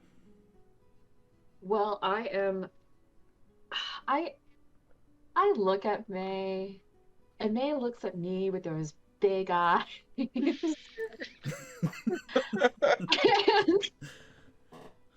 if there's a weakness that Karen has, it's just, you know, people who look really vulnerable and cute. And even though May did just punch a man off this stage like me, he knocked him straight out. And I just kind of like, I stop and I'm like, I can't rage against you. So I just calm down. All right, so evens odds. All right, so Karen, you won the roll. You get to slap first, Karen. Oh no. Okay. I'm bracing myself. Yeah. Okay. I feel like I'm slapping a child. Watch. And that reflects in my punch because I only do 7. Ooh. I'm just like. All right, so as you said, you need to roll a Constitution save, May. Okay. Constitution save. I got a 5. Oh man. Oh. Oh. I was really hoping we'd see some back and forth, but oh no. So as you take that slap, It's like the smallest slap I can give. it just Still falling over. and it's so since it wasn't a very powerful slap, but it definitely knocked you off the table and let go to where, with the rules stated, you do lose. With Yeah. that. Sure. And so Tumbling Karen, off the box, maybe. yeah, not knock you off the Yeah. box. So Karen Yeah. does win. And then the I'm next just round, gonna sit She on. does I'm not just- feel good about Yeah. it. well, I'm just gonna look up at her and be like, "Good job! I'm so you glad you okay? won. I'm so fine. Yeah, that was awesome. Good luck for your next round. Hope you win." Did I hit her that hard? so Good. Tellercos, you see this, and Oh, you saw the first round that Karen. yeah. So I'm and like, you're- oh, this. You're a little Alright. bit. You're a little bit worried. So as you go up to the stage there, you get No, on we the just hop box up on too. that box. Like, All right, so evens all odds. right. Oh, so Tellercos, you're the first one to slap. Come on, bring it Okay. on. All right. All right. So as you're facing this So I'm satyr just here, like, all right. All right. And, all right. Let's try this. I rolled a 15, so that's a 14. all right. So roll a con save, Karen. All right.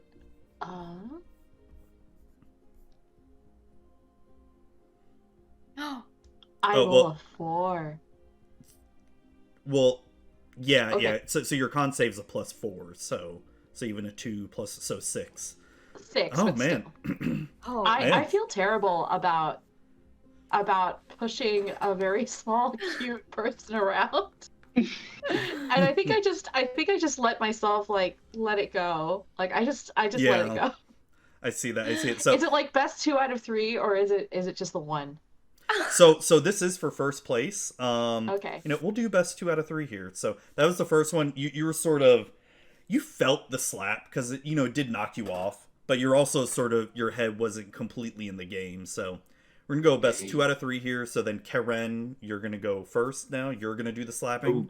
Okay. All right. I'm oh my goodness. So strength prepare check. yourself.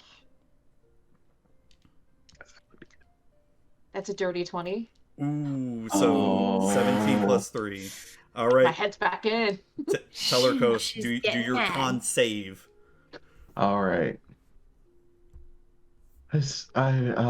Fuck. It's just 1 plus 1 at least, but okay. Let's see. 12. 12. All right, so you get knocked down off the box. Oh, I'm off the box. You're I'm like, on my, "Ooh." man. on my fuzzy ass, Ooh. definitely. That's Yeah, I was sort of like, oh, whew. All right. that almost knocked your sight out for a second. You're like, oh, seeing stars there. All right, All right. last one. Tellercos, your turn. All right. Slap the dragonborn.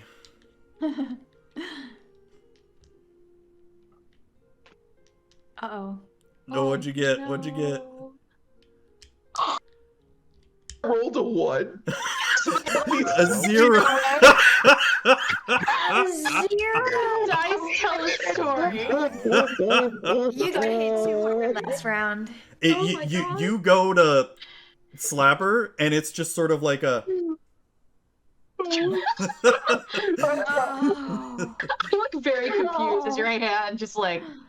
I had to roll. It's almost like a caress. Yeah. Oh, scaly. Oh, dragonborn, right? Yeah. Interesting. Yes, dragonborn. Oh, what ancestry? So as you're asking that, all right, Karen, your turn to slap. As he's saying that. Oh, shit. Slap's coming back. It is. I say, well, I'm an emerald dragonborn. But I just, Oh. yeah. Oh, okay. That's a 13. 13. All right, con save. Tellercos. 2. 2. I rolled a 1 again. Oh, Oh no. Karen, as you knock him down off, he's not completely knocked out, but definitely gonna have a headache after that one. And Oh. you do end up getting first place. Oh. With 5 badges. Oh. So That's my friend. My friend just won. She did. Ow. So the announcer comes up, looks at Tellercos, then looks at May. Well, it's technically now time to battle for second place. Do you still want to participate, Mr. Satyr Man? Whew. Do you Yeah, want yeah, to play, Mr. All right. Yeah, let's keep it going. Let's keep it going. All right. Because we're all here to slap one another. Okay. Oh my gosh. I'll stop. Yeah, It's I'm alright. in. All right. Oh, okay. All right. Evens odds. Okay. Pixie or May, you're up first. Hi, I'm May. I hope I don't hurt you, but I might accidentally. Sorry. That's okay, Tellercos. Let's go. I'm rolling a strength check, is that correct? Yes, correct.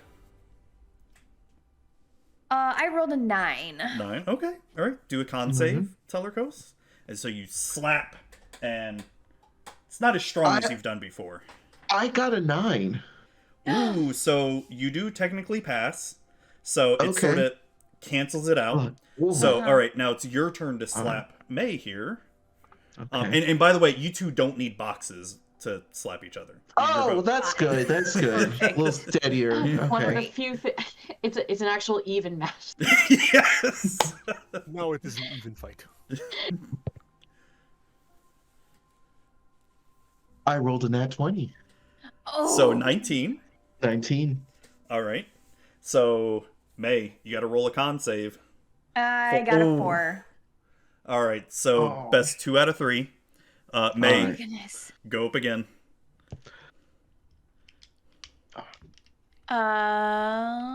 16. Ooh, Tellercos, con save. 7. Ooh, so it's 1-1. Now here comes the last fight. It's coming up right here, and as you see, the satyr winds his hand back and 9. barely kind of slaps. 18. Survives. Oh boy. Okay. Okay, so now I slap. Now Yes. you slap back. Okay. 12. 12, all right. All right, we see them slap. It's a battle for the ages. 7. And I'm out. Tellercos falls down. Oh. Been slapped by dwarves. Ah. Dwarves, dragonborns, and my god. That man has a family as he falls down. I'm so sorry. I am so sorry. Do you need any it's heals? okay. Because I'm a cleric. I mostly it just hurts internally. There's a little externally, but it's mostly Sorry. that's okay. Those were some good hits. Yeah, you too. Yeah. Thanks. It was good. I Good guess one, we collect our prizes, right? Yes. I take my 5 patches and I just walk over to May and I say, and I kneel down and I say, "You did well. Thanks. Good job. I don't actually want these, so you can just have them." Oh no, I couldn't take them. No, Nope, they're I yours. didn't win them. Are you sort of like shoving it to her? I'm just shoving it at her, and I just say, Wanted to slap. That's all. Just what? I She's have there for bigger. the thrill of the slap. Well, I'll just I hold have on a- to them for you. And then I look around and I say, "I'm looking for a bigger prize to win." Oh, cool. What are you looking for? Can I Oh my help gosh. you? Have you seen the panacea in a bottle stall? No, I've never seen that. Oh, thank goodness. They've left some people untouched by their stain. Are they bad? Oh, they're terrible people. Oh, okay. Since I'll stay I'm away. probably nearby, would Yeah, I have? you hear this. Yeah, would have I seen the Panacea? Yeah, you've seen the stall, but both you and Niros have seen the stall. If you're watching the crowd, or what have you been doing, Niros? Have you been watching, or just sort of walking around? I would not be watching the slaps. I don't It's exactly gruesome. like to see the slaps. No. So wherever you were in the festival itself, you would have heard like the oohs and ahs as some of these, nat 20s have come and gone. I am glad that I was not around there. I probably would have been making my way over to the Mind Flayer game and ask people like if it's an actual Mind Flayer, because that seems incredibly dangerous from what I know. The person in front of the tent just sort of looks at you mysteriously, like, "Do you want to come in and find out? Ooh. Can you handle the psychic intrusions of a Mind Flayer?" Yes, probably. I'll give it a go. All right. So as you're hearing, I'm trying to call your character names. It's very hard. Karen and May. I keep wanting to say Michelle and Pixie. Karen and May, as you hear them over talking about Panacea Bottle, you've seen this stall. Both you and yours have seen this. It's, it's more near the back of the festival. Well, not near the back, more like the middle, like where they're selling more, touristy stuff. Like the, not prizes, but, just... Excuse me, Miss Emerald Dragonborn. I think unless my ears are still ringing or something, I think I know about the booth that you're talking about. I think I know where it is. Oh. Excellent. Oh. Perhaps you should lie down. I'll be fine. I'll be fine. I got a decent enough constitution. I'll be okay. Hey, yo, there's a Mind Flayer over here. Come on, quick. We gotta go check it out. Wait, what? Oh. A Mind Flayer. Come on. Is the Mind Flayer near the... I did this mostly to relieve some tension.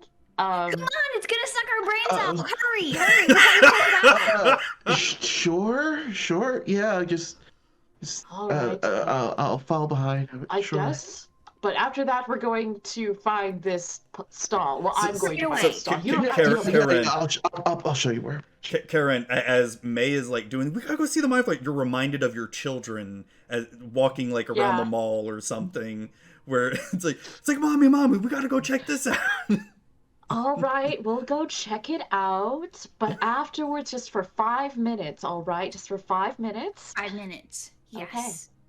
Okay. All right, Let's so. go. Okay, sure. All right, so Niros, as you walk into this tent, it's very dark at first, and you do have dark vision. So it's I think everyone has dark vision in this group, right? Versus, I'm not special. Probably. Oh, I do. Don't think I do. Yeah, Dragonborn special. No, I do Dragonborn. I don't think they. No, I don't think we do. No, they don't. Yeah. I just walk in. I'm like, it's dark. Well, so it's not complete dark, but as you first walk in the tent, it's dark, and it takes your eyes a little bit to adjust. As there's just 2 torches and sconces that are dimly lit, and they're purple, not the normal fire color. And sitting in there is someone sitting in a throne setting, and it looks to be like a Mind Flayer, but upon closer inspection, it's actually just someone wearing a very bad costume. And I'm not even going to make you roll perception checks. It's very, very easily with all your passive perceptions. It's like a paper mache. Yeah. I'm gonna walk right up to the person and be like, "Good job. You look just like a Mind Flayer. I love this costume." Thank you. Is this a school play? A Mind Flayer? It's a Mind Flayer, not a Mind Flayer. Oh no. He sort of said, "So, have you all come to test your might against the psychic intrusions of a Mind Flayer?" I mean, yes. Yeah. One of those. No. No. So for those who have not, please step to the side, and for everyone who does, stand in front of me, about 5 feet away from me, and you will feel the psychic blast of a mind flayer. And if you can survive, you get 3 badges if you can survive my psychic blast. Oh, okay. Mhm. All right. So as you all three, so Karen, you sort of just there's chairs off to the side as there's one cleric there that's sort of like the paramedic in case someone does get too mind blasted, and you just sort of sit there with your your venturing bag. I sort of picture like a soccer mom just like with the purse on the lap and Yeah, I have like a giant purse. It's like an Hermes Birkin bag, but it's just big. and May Yeah. and May, are you? I'm definitely standing right in front of the All right. person. Tellercos also. Yeah. All right. Let's go for it. All right, so the mind flayer sort of stands up, starts moving his hands around, and then does a shoving motion towards you, and all of a sudden you all three feel this psychic blast against your mind as a wave of psychic energy emits from this wizard's hands, and I need you all to roll a Constitution save to see if you survive this blast. Oh no. And this won't do any damage or anything. Could I, instead, fight it with my willpower of mind? Willpower of mind. Essentially, because like mind flayers like suck your brains out, right? Yeah, when they latch onto you. Yeah, so I would. Well, I guess he's not a mind flayer, so it wouldn't actually be that. Never mind, it's fine. Yeah, because mind flayers also have the ability to like do psychic blast and all that. And Right. Yeah, I was just thinking like I would fight it with my intelligence, but then I was like, right, this isn't an actual mind flayer. no. No. If it Oh, was, I darn would it. probably allow you to do that. But this is just 15. Okay, If only I had advantage. I know, right? I had a 10. 10. Oof. I got an 11. All right, so Niros, as you two have seen Niros before, as you went up against him, Niros just sort of stands there, just sort of like felt like nothing happened. Blase. Yeah, just sort of like, what was that? As Tellercos and May just sort of fall down on their backs, like, oh god, my brain. My brain. Why? Sweetie, Whoa. are you okay? Why? Yes, I'm great. That was awesome. You should try it. Ooh. No. Okay, that's all right. Oddly made me feel better compared to the, slapping. Oh. It was Interesting. definitely better than the slapping. Yes. Yeah. Mhm. I Yeah, mean, two negatives do make a positive, so yeah. Totally how math works. yes. Definitely. And as Niros, you survive this mind blast, the wizard walks over to you, hands you 3 badges. There you go, good sir. Congratulations. I was hoping for a real mind flayer. Congratulations. Yeah, good job. Could you imagine a real mind flayer in this situation here? I mean, think of the no, children. All right. They think probably of would the be children. brainless. Okay. That'd be a very well It fit mind said flayer. mind flayer on the mind flayer on the side. The side, right? We had a mind flayer try to run for the parent teacher association at my local public school, and we were not having that. I don't believe you. Oh. Father Excuse Gimthorn always me. says honesty is the best policy. Did he say anything about I- not pissing off dragonborn barbarians? Because No. Mm-mm. oh, okay. A little bit of I just glare, kind of like seethe. And I'm like, because it happened. There was actually, I like to think that actually happened. You can decide, GM, if you want that to be a thing. But yeah, like some like upscale, upper middle class, like my player just wanted to run for the PTA. Well, I would just be like, based on the books that I've read, mind flayers don't have children. I'm sure a mind flayer could inhabit Are the you body of a saying- child. Are you Excuse me. Excuse me. Are you saying that in order to become a parent, you have to give birth to your children biologically? No. You're absolutely. I mean, this mind Oh, flayer no. was fostering several children and was doing an amazing job, except for the fact that they wanted to Wow. get rid of school lunches, and we were saying no. I mean, considering the fact that all of the vast amount of information I've read on mind flayers describes them as hive mind individuals that wish to consume brain matter, I find it highly. What's the word that you might understand? Not likely that it would be in a civilized company. Well, I guess you Ooh. just have to meet Wilma. And I walk away. I don't want to meet Wilma. Good. May and Tellercos, are you following Karen? I'm Uh, I'm gonna turn to Neros and say, I think you're right, and then run after Corinne.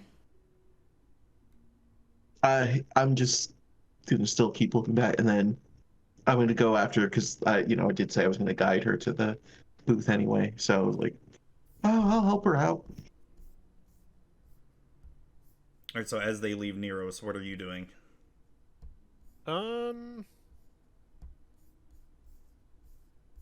I want more badge.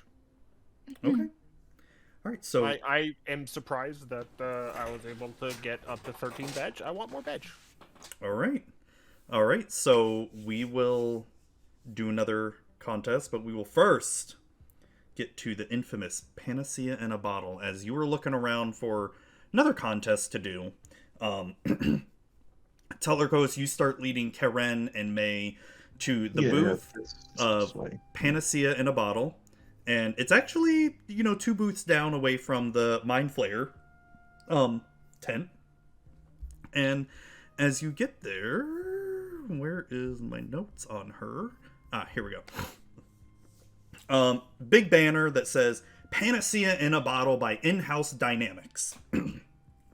And you see all these little jars, and all of them have different labels written in different languages, but obviously the common ones that you can read, panacea for headaches, for stomach aches, flus, and flu.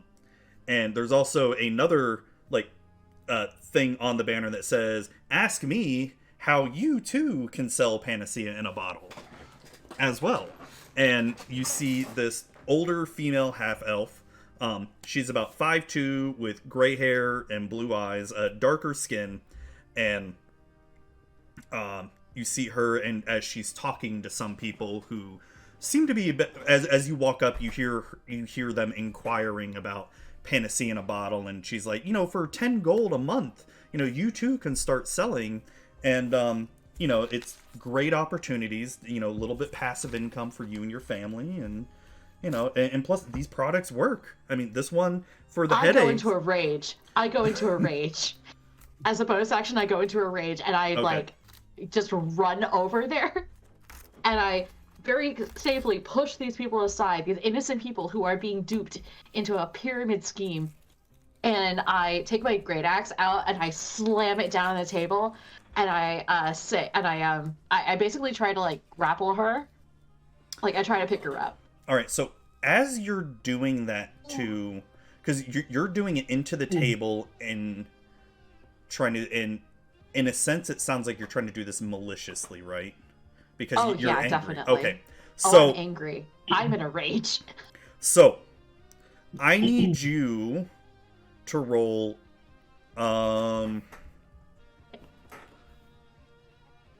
I need you to roll a wisdom save. So as you're obviously angry. I'm going to give you that. And then as you take out your great axe, and then as you slam it down on the table, I'll give you that. But as you go to try to grab her, knowing that you're either trying to harm her or scare her, something what could be considered bad, I need you to roll a wisdom save for me. Okay. That was a 14. Okay. So as you go to attempt to grab her, what feels like out of malice, something sort of stops you from grabbing her. You're not sure quite what. There's something, another force that is preventing you from grabbing her and harming her. Okay. And it feels weird. You're still mad, right? But it just stops you. Okay? But Okay. you can now... So when you get stopped from there, what do? I try to use my breath weapon, my psychic breath weapon, in order to just because now I'm very angry. Like I'm the angriest. This person is selling. It is preying upon these folks. She's clearly trying to make more money by like increasing her downline, and this is just not something that will stand. I have seen too many of my friends fall prey to this. Okay, so as you know that you felt that you couldn't grab her, right? Because it was like your body. You know how like when your foot falls asleep or something, or like, oh, what's a good way to describe it? You tell something to move, but it's not moving, right? Or have you ever had sleep paralysis? That's what it felt like. So as you go to attempt to take a breath weapon action, I need you to again roll a wisdom save. Okay. That's a 7. So once again, it feels like you have the wherewithal to do this. Like your body, for all intents and purposes, is saying you're doing this, but for whatever reason, something stops you, and you're not sure what. It's right now, Karen, you're probably thinking it's her that's stopping you somehow, because that's your main focus right now. And you two, Tellercos and May, you're seeing this. You see that she was about to grab her, then just suddenly stopped. You see, like, maybe like a deep breath about to happen, like as if a breath weapon or something, and then stops. It almost looked like you were just taking a deep breath, right? For whatever reason, something is stopping you from attacking her, essentially. Well, it looks like I'm paralyzed. I can't. This is the calmest rage I think I've ever seen. What is this? And I will say, okay. Oh, go ahead. sorry, May, roll an Arcana check. Okay. And you know, if Niros, if you're nearby, or Tellercos, Tellercos, you know, you two roll an Arcana check, and Niros, if you're nearby seeing this, you can roll an Arcana check as well too. I rolled it was 15. you said it was by. It was like 2 booths down away from the Mind Flayer tent. okay. I'd probably be walking in that general direction as well, just to find more games. I got a 19. 19. Okay. A 7, so I don't know squat. So, and what'd you get, May? 15. 15. Okay. And you said 7? Yeah. All right. So Niros and May, let me describe May first. So May, since you're there seeing this, you feel some sort of magical presence. It's not emanating from her, but it's like something in the air is like preventing her from attacking. And while you know, roll an Arcana check real quick. Karen. My Arcana's got nothing. I got a 17. Okay, well, no, that's good. That's good. So you two feel that second time that you try to do that breath weapon and just nothing happens, you two feel like, okay, it's not her that's stopping you. Something else is stopping you from doing this, and you're just, with not being very magically inclined, you have no idea exactly. So, and then May, I'm just like, you're not paralyzed. You can still move, but it's you just feel like if you try to attack her again, it's not going to work for some reason, you know. And so Niros, as this is all happening, you know, your sort of magic spidey sense tingles off, and you sort of look, and you didn't see her try to grab her, but you saw her like almost try to you started to do something, because sort of like a breath attack. Maybe you don't know the exact movements of the breath weapon. You saw her like try to do something and then just stop. And with you knowing what you know about barbarians, and especially with her rage that you've already seen before, it's very, very odd that she's stopped, and there's something like in the air magical that's preventing her from attacking. Can I look around and see if I can tell where it's coming from? Sure. Roll a. It's not the woman in the booth, you said? No. You can tell? Yeah, you can tell it's not the woman in the booth stopping, because since this all happened very quickly, you can tell she's sort of like scared. Okay. Right? Okay. She's sort of like, what the fuck is happening? Yeah. And Tellercos, sorry, you're just sort of like, what? Yeah, I'm like.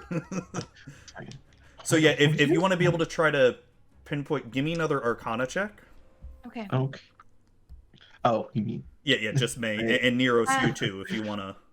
That I got an 11. It was Okay. worse than the first one. I don't think Niros would try to pinpoint it. Okay. And the reason for that is, Niros would have recognized, he obviously would have gotten worldly advice from his mentor. That's watch out for cities and towns or whatever, because crime can occur. You might get robbed, you might get jumped, blah blah blah. So you would know that there usually are town guards. And he would recognize being here for a few days, there aren't any here. And I'm certain he would have, asked around a little bit, and he would have learned, crime just doesn't happen. And I think Niros would be intelligent enough to be like, oh, there is obviously something magical going on. But because Niros doesn't want to commit crimes, he's not concerned about it. Okay. Makes sense. Yeah, I don't think he would look for a source or anything. I think he would just assume that's what's going on, and just be like, okay, it's safe here. That's nice. Yep. Very astute. With May, though, with your Arcana check, you can't really pinpoint it. You just feel like something in the air, essentially. As you felt that magical presence, it just felt like it was in the air. I'm gonna just talk to Corinne and just say, are you okay? No. You hear I don't talk. I send a psychic message to you in common, and I just say, I'm not okay. These people are predators. They are parasites. They lure people into buying far more than they can afford. And you're gonna hear my psionic, my voice break a little bit because it's very emotional for me. I've lost so many friends to this terrible scheme, and it's just the fact that I cannot get at her makes me so angry. I can't do anything about it. And it does make you mad because as you've been across other cities and towns, you've been able to essentially accost the other sellers. And for whatever this one, just, it really takes you aback, what the heck? What's going on? At this point, it's not her doing it. It's something else is doing it that's preventing you. I'm gonna walk up to Corinne and pat her on the back and say, let me help, and cast bless on her. Aw, thank you. Okay. Bless your heart, darling. And I'll just be like, if at first you don't succeed, try again. That's what Father Gimthar always says. So as the lady, as she's seeing all this, she's like, well, okay. What can I do to help? I'm so sorry if I did something to offend you, Miss. Pointing to Corinne. It's just baring my teeth at you in a snarl. She's obviously very, very shaken. She's not. She's very. Is my great axe in the table, or did I not Yes. even get it to okay? Yeah. I grab my great axe with one hand and just chunk it out, and then put it back on my back, realizing that I have to do this the other way. And I say, hello. Do you How do you realize that you are running a predatory scheme? Fira, This is illegitimate business. she sort of looks a little confused, like, I'm not sure what you mean. I've only been doing this for a couple weeks now. You've only been. There's time. We can save you. What do you mean? I was just told I can make a little bit of extra money with this. I didn't know I was harming anyone. She starts hyperventilating a little bit, like, Okay. realizing like Karen's maternal instinct like goes back and she says, "I'm so sorry. I thought that you were maybe more entrenched. I apologize. Let's just take some deep breaths from the belly, like my yoga teacher. Breathe in, breathe out. Right. Now, I take out basically like I have a book from my bag that essentially has like a chart of like how this whole scheme is completely improbable. There's no way you can make money off of this. There's no more getting on the ground floor. yeah. Yeah, like I basically try to like talk to her and then I say, you know, I've had so many friends from my book club try to make money with this, and they lost their houses. They defaulted on their mortgages. They weren't able to send their kids to school. They weren't able to afford school supplies. They had to shop. Heck? Yeah. Because that's the thing. I bet they gave you a monthly goal, right? Yeah, like so, I was she's trying to collect herself, and like I was told by my upline manager, this would be the perfect time to start because of the festival.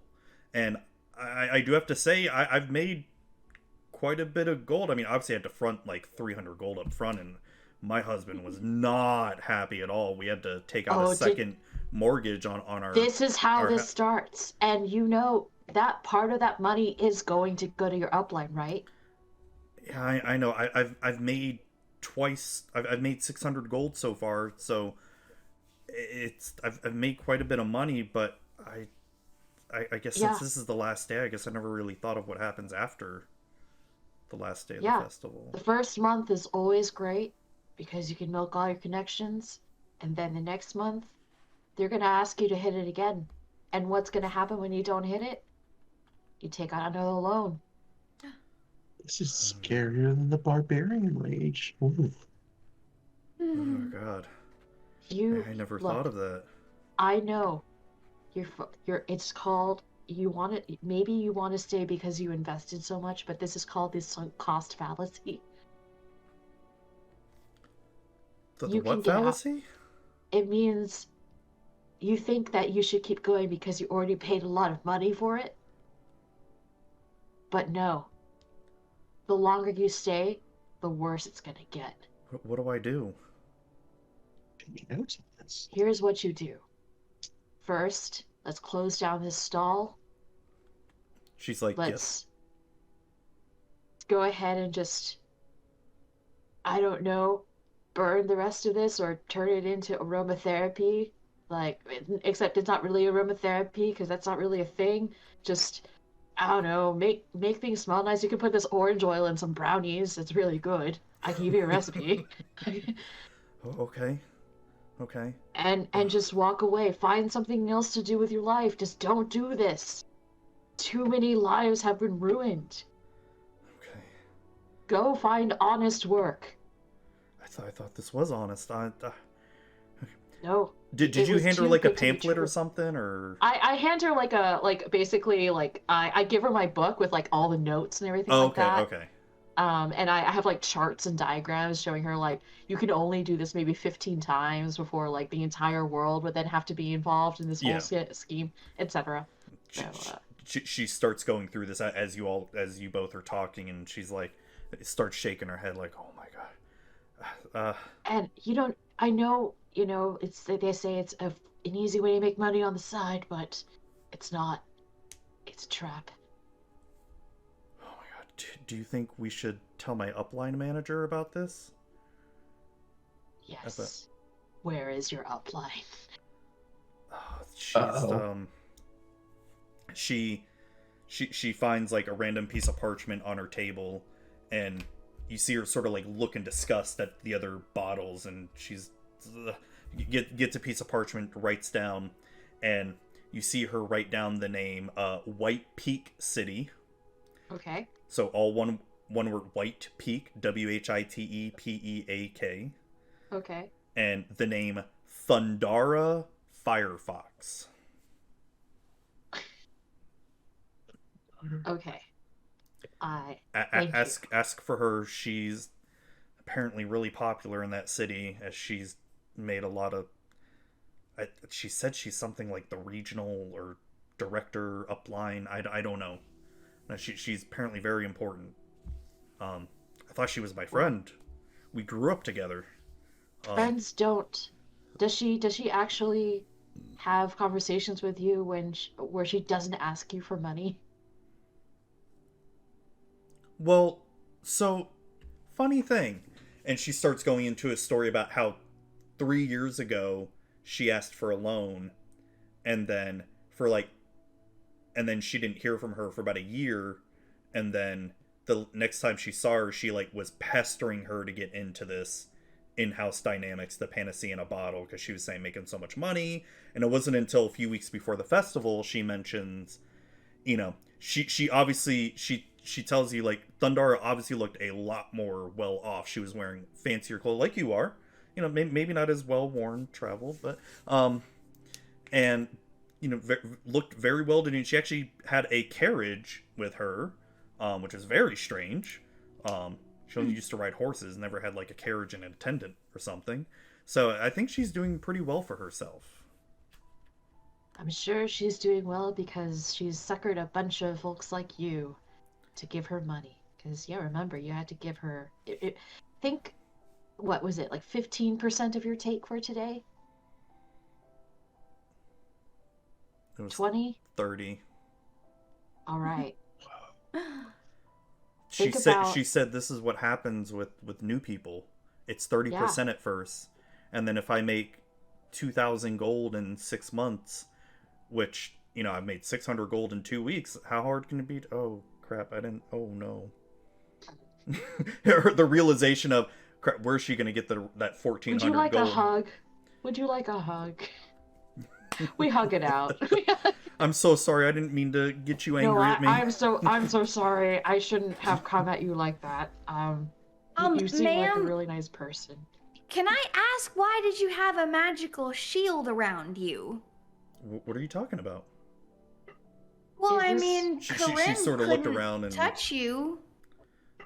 Oh, okay. Yeah, I know what you're talking about. Yeah, so, if you haven't noticed, here in Dragonhurst, we don't really have any guards or anything. It's right. We're protected by the love of Mystra.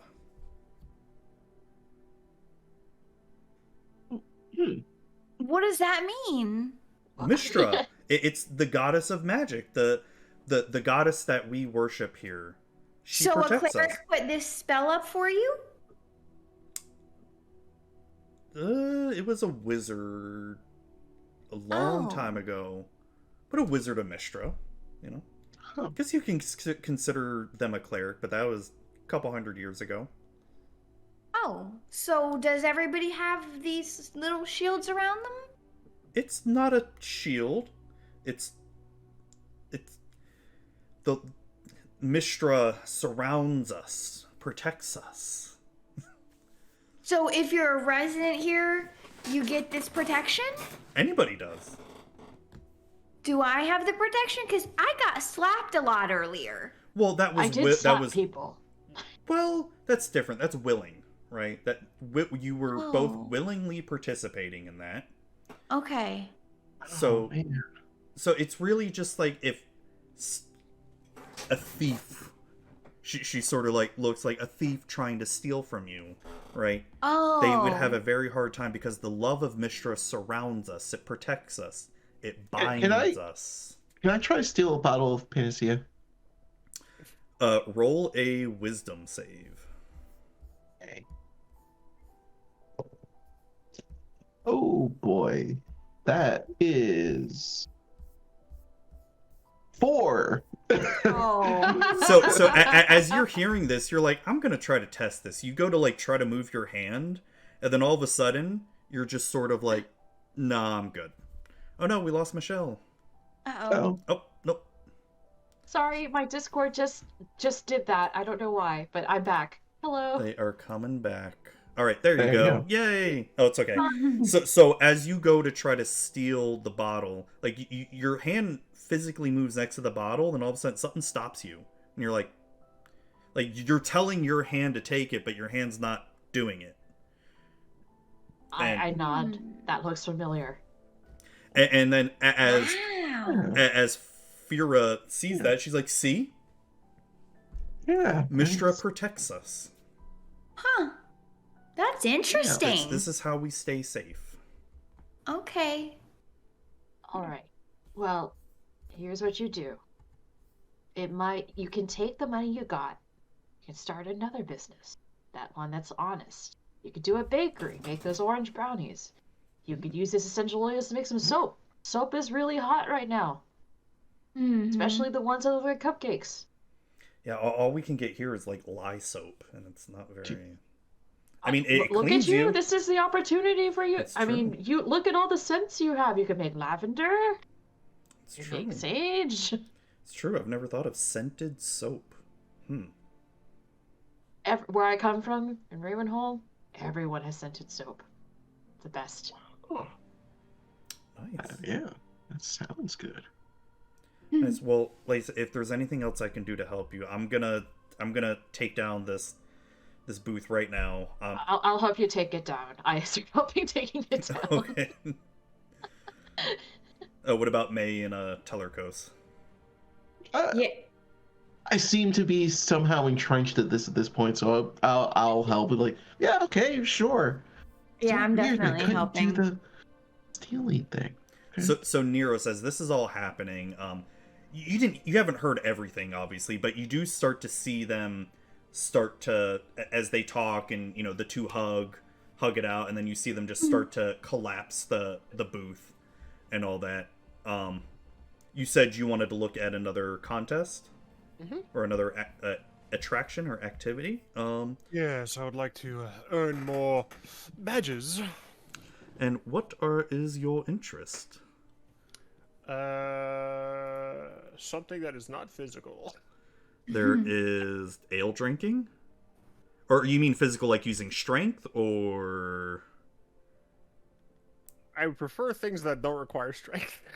Okay, well, ale drinking and pie eating, that's more con. Dancing contest, it's more acrobatics, actually, more dexterity.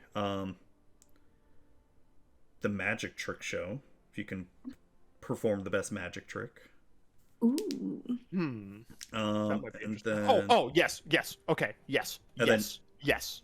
the Magic. Yes. Magic. But okay. just the last one, just for you to hear, is the insult contest as well. Okay. Oh. I would like to spend. Gosh, hopefully it's not very long. Oh, cool. It's just. And this 10 will be the last contest for now. And Okay. I would like to spend 10 minutes, just kind of. I would be outside of the general area. Just ritual casting Unseen Servant, okay. Ooh. and then I want to go to the magic tent. Ooh. All right, let me look up Unseen Servant because I can't remember off the top of my head. With the I spell essentially creates an just have invisible. an invisible dude. Mm-hmm.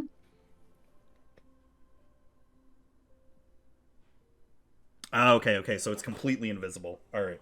Yep. So, people start to gather around as this is a magic trick show, and so you're third up. You see, and so you ritual cast this, and then about 15 minutes later, we'll say about 30 minutes later, as you three are done, pretty much collapsing most of the booth, you start to see people gather around this magic trick shows. It's the magic trick contest showtime.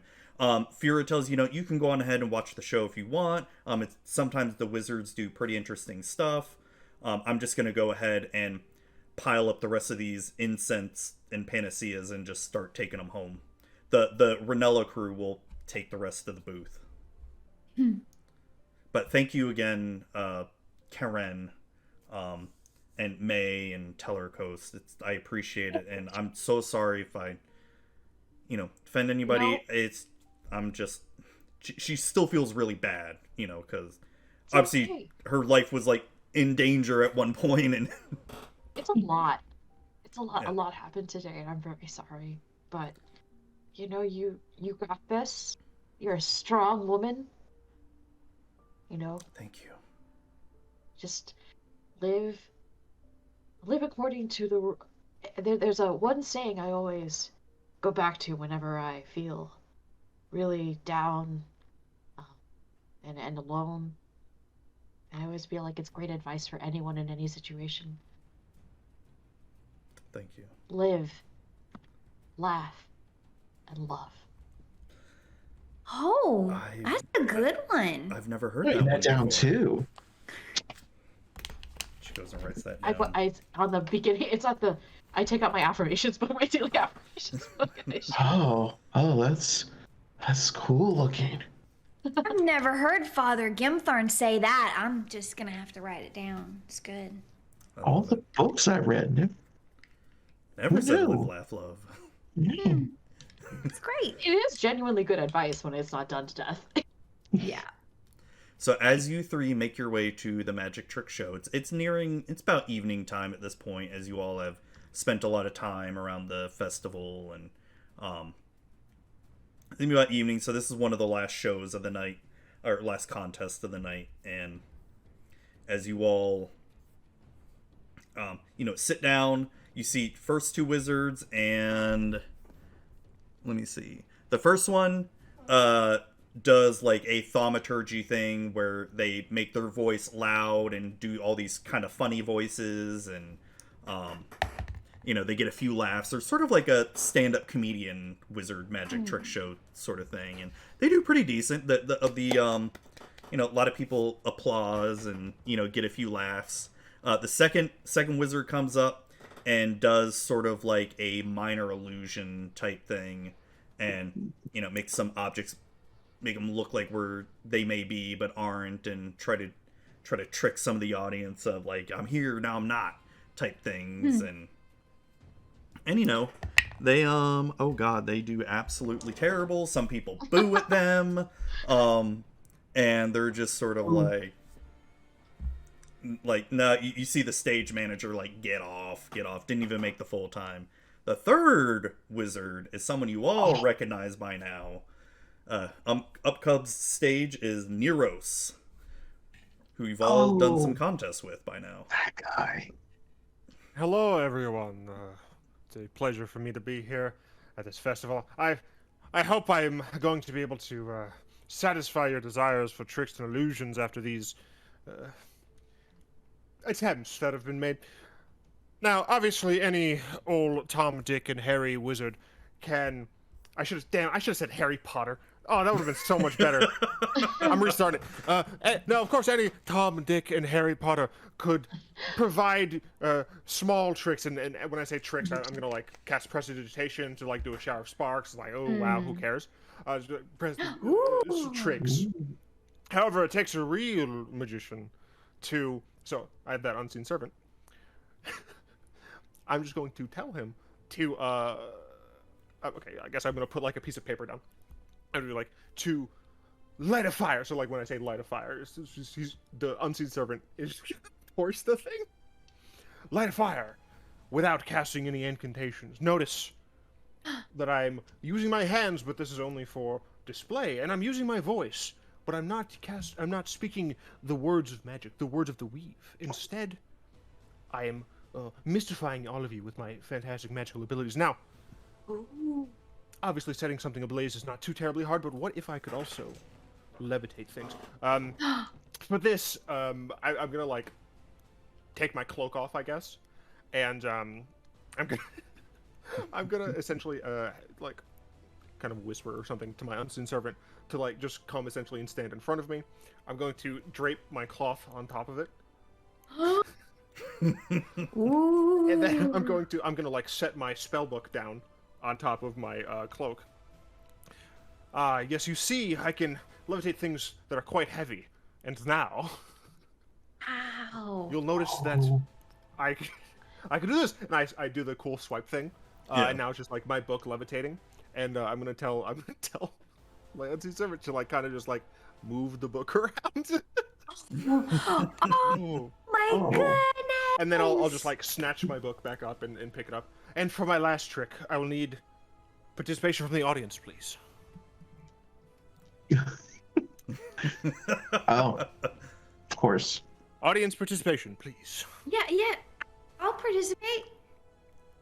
Internally, Karen is like, if he hurts her, I will murder him. Once we're outside the city, I will track him and I will murder him. Because I can't kill him here. Yes, okay, you there. Hey, May. Yeah. Yes. Yes. hi. What's your name? I announced at the beginning of the show, I'm Niros. Anyway, thank you for your participation, audience member. Now, Niros. Yes. it would be best if we could get some cushions or animal hides up here, please. That stage manager will come and Yeah. give you what you need. I'm just gonna put them behind May. Like, now watch as I magically make her sleep, and I'm gonna cast sleep after I like touch her forehead. Sleep is I gotta roll for it, but Okay. I'm certain that your HP is not gonna be higher than sleep. And This is she level 1. yeah. So Curses. It's only 8. That's a low roll. It's 18. Do you have 18 or more hit points? she has 19. No. I'm gonna definitely pretend to fall asleep. Well, okay. Yeah. For I would sure. cast it again. I wouldn't care. Oh, sure. You can try and cast it again. You felt really sleepy, and then all of a sudden, like you're just like, okay, no, that didn't. You do the thing where it's just like, huh? Yeah. As I said, sometimes using magic can be difficult. However, I will make her fall asleep, and I'm gonna cast it again and hope that I don't low roll again. This will be really awkward if I do. 21. There you go. There we go. And you're passed out. Oh. I mean, all I have to do is take an action to wake her up. So I'm just going to wait a few seconds. I'm gonna like, oh, okay. Now watch as I levitate only part of her. It's very difficult to levitate living creatures. I'm gonna tell my unseen servant to just like. Is it just like she's like a lip saxophone? Like, I'm gonna tell my unseen servant to just like lift her hands, and then like just like roll her, like just try and like kind of roll her a little bit. Obviously, he's not very strong, but he's just like kind of pushing her a Oh, that's little. great. unseen servant can only yes. carry like 5 pounds. Yeah, no, that's what I'm saying. Like hands. that's why I said like he can't lift her entirely. He can only like lift her arm. And then I'll just be like, and with a snap of my fingers, she'll wake up, and I'm gonna have it use the action to shake her awake or whatever, and just be like, Yeah. boom. And Thank you. You all have been too kind. I would like a recompense of several badges, please. Yeah, woo! You get a lot of cheers out of the crowd there. Obviously, the best show, as it was a lot more involved than just some stand-up comedy and was it some like light show stuff. Yeah. was really asleep. Oh. That was awesome. For it being the last show, you managed to get a total of 10 badges out of that. Whoa. I would be going up to members of the audience and saying, essentially, it's the end of the day, the end of the show. I would very much appreciate your tips in the form of badges, of course. I am a wizard, and I like to... I want a cool prize. I entertain all of you. Anyone who would like to donate their excess badges to me, I only need 7. Do a persuasion check. Uh-oh. I got an 8. Oh. Wait, hear me out. Right? When I do that, I cast prestidigitation to make the words is that thaumaturgy? Prestidigitation and thaumaturgy like do a bunch of different things. Yeah, thaumaturgy like makes her voice louder, and prestidigitation. Make a color or small mark or symbol appear on an object or surface. Illusory image. No, okay. So that's thaumaturgy I'm thinking of. So I'm instead just going to make faint musical notes as I say badges. All right, do another you don't need them persuasion today. check as you. You don't need your badges for today. I would like your badges, please. And persuasion. Wow, another 8. Oof. I tried to give you more, and Well, you get 2 pity badges. Aww. I'm 5 badges. I'm gonna rob my friends. No, I'm kidding. I'm actually gonna take the 5 badges that Corinne gave me and I'll put them in the tip jar. Yes. I mean, thank you, That May. was Again, thank you very much awesome. for being a participant. Wow. You That did a was- great job. I don't know how you did that. That was awesome. Good job. I'm just, Niros. Woo! I'm just gonna lean down and just be like, I just cast a spell. Wow. Oh, cool. Why do you find everything so very interesting? Well, I've lived my entire life in a church, and when it comes to cleric spells, I pretty much have seen them. But other spells, I haven't seen them very much, so that was really cool. I don't even know what they are. I don't know what these kind of spells are. I've lived in the woods for my Oh. entire life, but I was Yeah. taught about the outside world. Did they not do that? No, they don't teach about the outside world in church. It's just that bubble. It's just that church bubble, I walk up to So many things make sense now. I suddenly loom behind May, and I look down and I say, "Did he hurt you?" Oh, no. Oh, you sleep that amazing. Niros, this is my friend Corinne. She won't hurt you. Don't worry about it. She's Well, really nice, I actually. can't. I don't believe that she can. Yes. I can't. We're in this town. Yeah, that's right. But once we're that's outside this right. town. Well, she's not gonna hurt you outside the town either. It's fine. Don't worry about it. Corinne's face like, Doubt are you that sure? very much.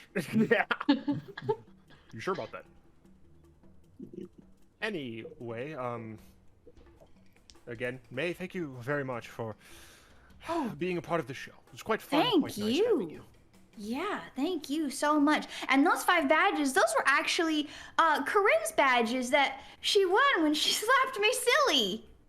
Yeah, as soon as she mentions that they used to be Corinne's, I'm going to be making a beeline over towards the prize place.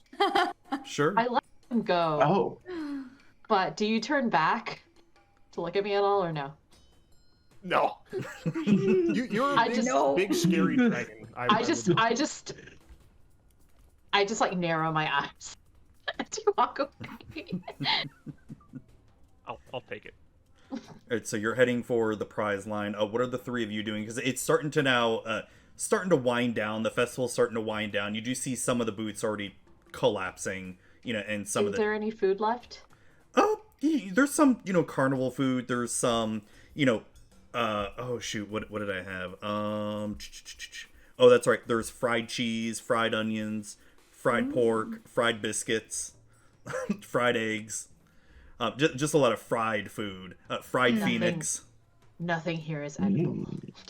They have some. How do you That's all fry sounds like phoenix? Like a fried chicken. Yeah, but no. What I'm saying is like, a phoenix is like a firebird. I Magic. mean, but it's like dead, right? Magic. So it no longer Don't worry about it. Don't worry about it. Don't worry about It just Think works. about it. It just It just works. It's like fried ice cream. You're like, but how? Like a Yeah. fried Oreo. Yeah. So just a lot of fried food, and you start seeing, like I said, it's starting to wind down for the day. What are you three doing? Uh, I know I have like 17 badges I could do something with or try to get more. I don't know, because I don't think I went to the to see what the prizes were earlier. So Yeah, I'm going to the prize table yeah. Okay. as well. Follow. All right. So as you three get there, Niros is there first. Niros, I'm assuming you're getting that bag of beholding. Not beholding, a bag of holding, I should say. Yeah, I'm gonna go up to the person. I'm just be like, well, I was only planning on getting the bag of beholding because I thought it was interesting, but well, I apparently killed it at the magic show because all the other magicians were lacking. So I'd take heard. one bag of holding, please, and I'm just gonna like spread my badges out. As he looks at him, takes him, he's like, well, good sir, you've got the only bag of holding left here in the prize. There's only 2 of them anyway. You know, bag of holdings aren't the easiest things to make. But here you go. Bag of holding.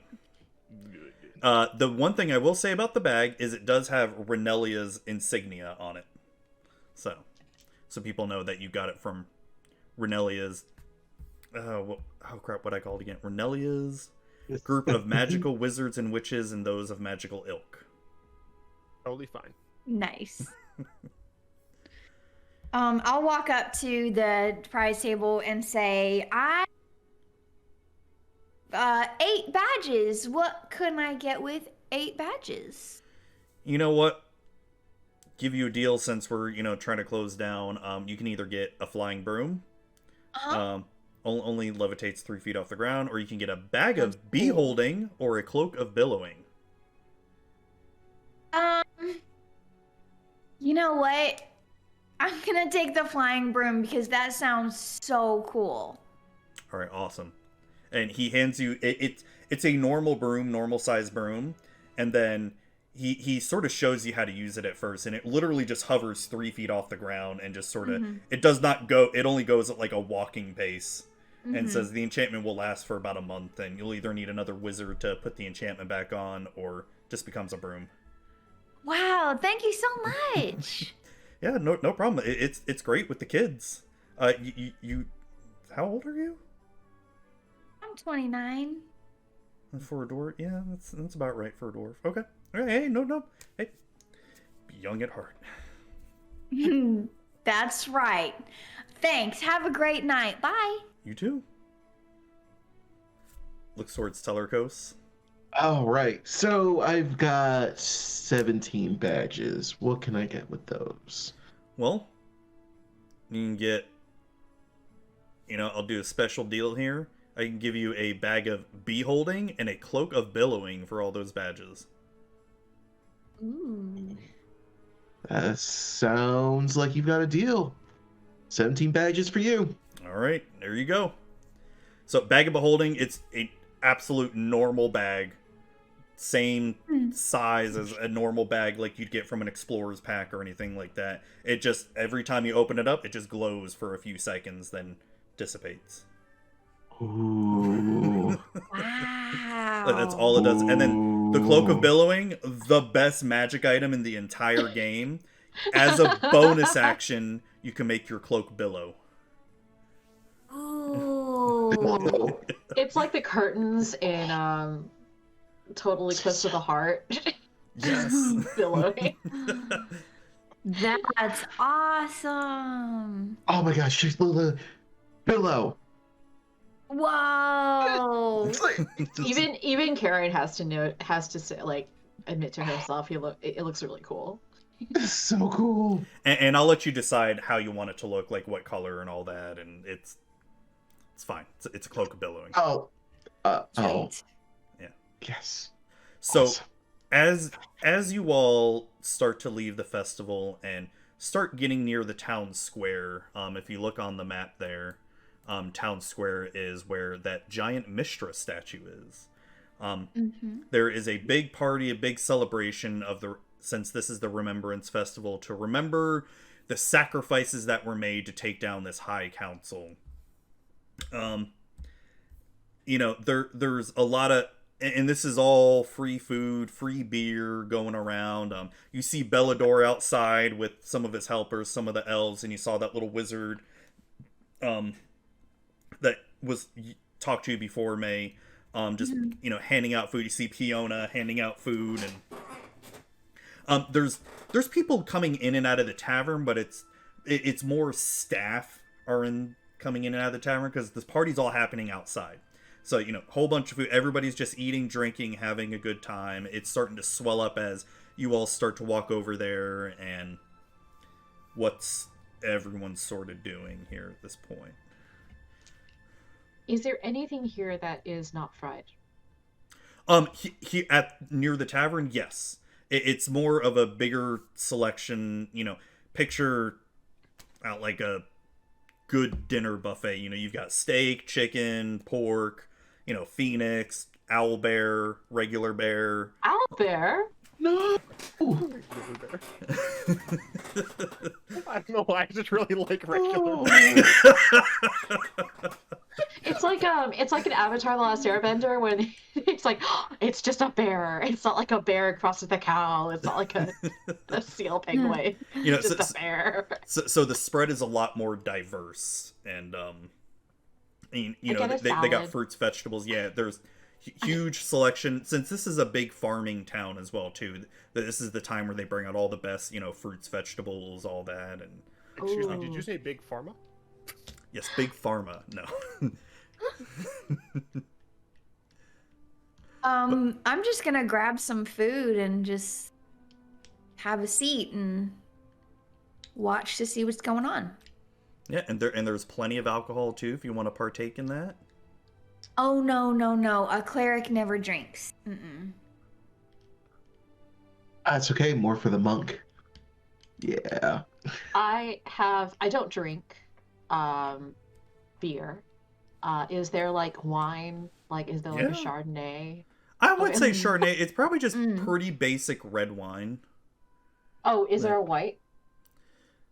No, fortunately not. Oh right. no! I fine. I settle for a glass of red with like my steak salad.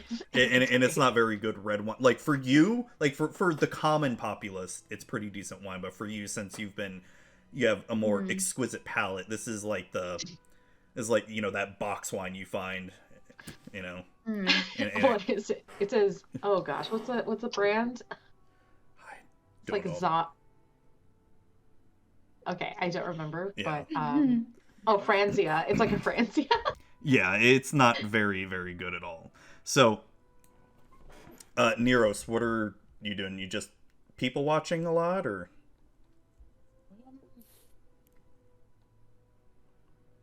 I guess I would kind of be invested. Just like messing with the bag of holding, just putting like all of my belongings in there. Oh, this would be your first time seeing a bag of holding too, so. Yeah, I'd probably have been taught about it. Yeah. A little bit, but yeah. No, this won't be your first time. But this would be your first time probably handling one because you would have been taught about. You would have seen them, but no one's ever let you mess with it before. We'll say. Yeah, I would just like put a lot of stuff in there, and then I'd probably like. Man, I'm a freaking weirdo, dude. I'd go like well. I need to learn herbalism. I would just like go foraging in the forest. Okay. Like just walk into the forest. Yeah. Is that what you're doing for the rest of the night? I think so. Okay. No, actually, no. I would ask if the town has an herbalist. Yeah, I would go to the tavern and ask the barkeep. So, does this area have an herbalist around? Bellador, since he's so busy, sort of like an herbalist. I mean, sort of. Elendril over there, is sort of like our town alchemist, but looks a little bit drunk right now. As he points out, a pretty tall high elf who's like just partying with some halflings and some goblins right now. Wow. I would go over And sorry, what did you say the name was? Elendril. I would go up to Elendril and just be like, "Hello, I heard that you are this town's alchemist. Do you need any ingredients? I'm about to go Beating his head head to out the in music. forest."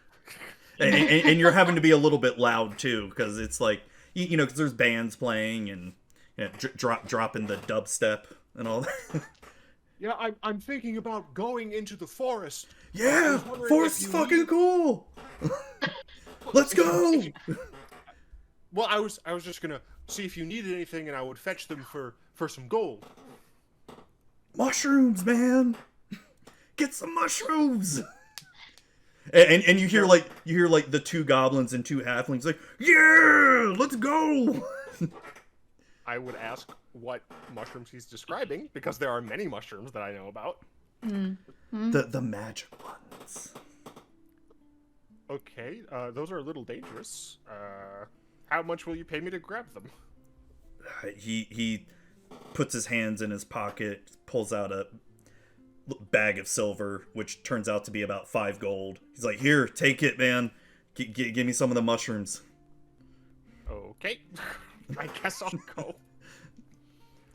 go grab the freaking mushrooms. I mean, I'm not gonna just like take the money and leave. I'll go to the forest and try and find the mushrooms. He turns back. He's like, woo! Starts dancing with one of the goblins. Like, it's this tall ass high elf with this little goblin, like, and they're all like partying and dancing around. My man's got 2 crunk. These people know what they're doing. Yeah. The party starts getting. So you're heading out to the forest to forage for mushrooms there. Roll me a nature check. Or is it survival? That's for gathering food. No, it's more nature, I want to say. I got a 12. 12? So you managed to find... You know what kind of mushrooms he's talking about? Where you're foraging, there's not too many. But you managed to acquire 3 good mushrooms for him that, you know, he's able to eat. And then whatever other herbs you may be looking for, like any other kind of mushrooms, you find about 5 normal mushrooms. Whatever normal would be, just non-magic mushrooms. Yeah. I'm not very good with my mushroom herbology. That's fair. I'll get some dead man's toes. But yeah, I'll go ahead and deliver the shrooms. All right, so as you're doing that, you said you're sitting down eating. You've got this Chardonnay or this red wine eating. Yeah, like it's just a red blend. As the night is progressing, it's getting a little bit more wilder, I'd say. Like people are definitely getting more and more drunk, and it's just everybody's having a really great time with it. I'm trying to heal people that I think are getting sick. I keep following you, being like, it's okay. No, sweetie, don't. No, it's fine. You can just They sit need down. help. This person. They're adults, and they're grown-ups, and they make their own decisions. And you can just... I'm just gonna give them a little touch. Okay, It's not their fault that they're a bunch of lightweights. It's all good. Don't worry about it. Roll a con save, Tellercos. Uh-oh. Said shit. Uh-oh. 16. All right. You're definitely tipsy. You're not all the way completely blasted, right? No, like, come on, I'm a satyr. Like, yeah. You can hold your liquor. Yeah. You're good. You're good. You definitely feel the buzz going on, but you're like you still have It's good most of your buzz. motor functions. Yeah. And it's low. Yeah. so a bugbear comes up to you and offers to dance with you, Tellercos. Oh, with me. Yeah, you want to go? Let's dance. No, come on. Whatever. Yeah, let's go. All right. He just starts, dancing around. Yeah, that's good. And it's some Good just stuff. Good music stuff. going, and there's a few you catch the few eyes of a few lady goblins and all that, like that half goat can dance.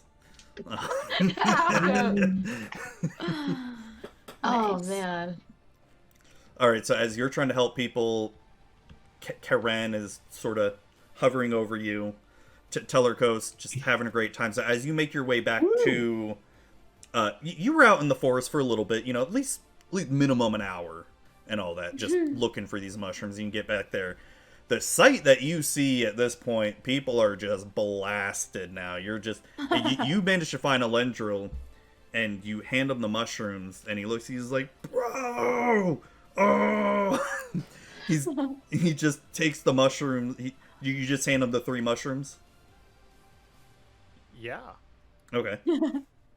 And he just hands you the bag of silver, and then he immediately like takes one and gives it to the halflings and goblins, and just like, all right, let's go.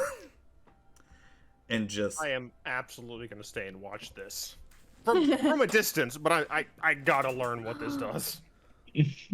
So as the night progresses, you see when the mushrooms start to take effect, you see Elendril and the goblins, the halflings, just start to slow down. Like, were once, super hyperactive, they just start going, like, looking around, and they start to look a little nervous and paranoid. As it's like they almost don't recognize their surroundings all of a sudden. Ooh. And they're just sort of like, oh god. And you see them sort of like start to stumble off away from the town square to sort of be alone, because they're tripping bad right now. And they're just, you see them head a little bit west. If you're looking at the map, they're starting to go like more over here in this direction. And just to get away, because there's just too many people here at this point, and they may think like some of them are turning into monsters. The rest of you, Tellercos, give me another con save. All right. As you've been sort of somewhat the life of the party, like in your little vicinity there. 15. 15. All right, you're still good. Like, you're definitely drunk at this point. Like, you're drunk, but you still have your facilities, though. Like, Yeah. Definitely don't put you behind the horse of a wagon or anything. No. I know better. Like, Yeah. come on. But you're still able to keep up. Some of the orcs and goblins and bugbears that you've been hanging around with, are like, they're like, whoa, you can't tap out here. Yeah, well, it's fine. It's fine. It's not until really late in the evening, probably like early morning, like 3-4 o'clock, is when it starts to finally die down. People are starting to head home. And At this point, I have taken, I've gone. I'm just gone. Karen does not party like this. She is a suburban mother. So we'd say you probably like tapped out at like midnight or something. I tapped out at midnight, Okay. and I ask May, like, do you have a place to stay? Are you doing okay? Are you gonna The stay? church. Yeah, the clerics there have. Would you like me to walk you there? Walk you home? Oh, no, don't worry about it at all. I'm Okay. totally fine. Thank Okay. you, though. All We right. should hang out tomorrow, maybe. Yeah, I'm at the inn, so you can just come. I'll be And- cooking there. I guess we'll see each other tomorrow. Have a great night. Have a good night. God, that wine. I just walked back. So Tellercos, Walks back to her. yes. As you go to your room and you get up and you lay down, you also carry some earplugs with you, because it's still going. It's midnight. The party's still going on. So as I you have go to a sleep mask. yes, I was just about to say that too. You go to lay down, and you're able to breathe in and out, and then eventually it just becomes white noise to you. Even with the earplugs, it's still pretty loud, but it just becomes white noise, and you're able to drift off into sleep, a little bit tipsy after having a few red wines there. Oh, I just had one glass. Oh, I'm just trying to okay, keep- that's right. Yeah, That's right. I'm trying to be conscious of, it's not like my metabolism's gonna get any better.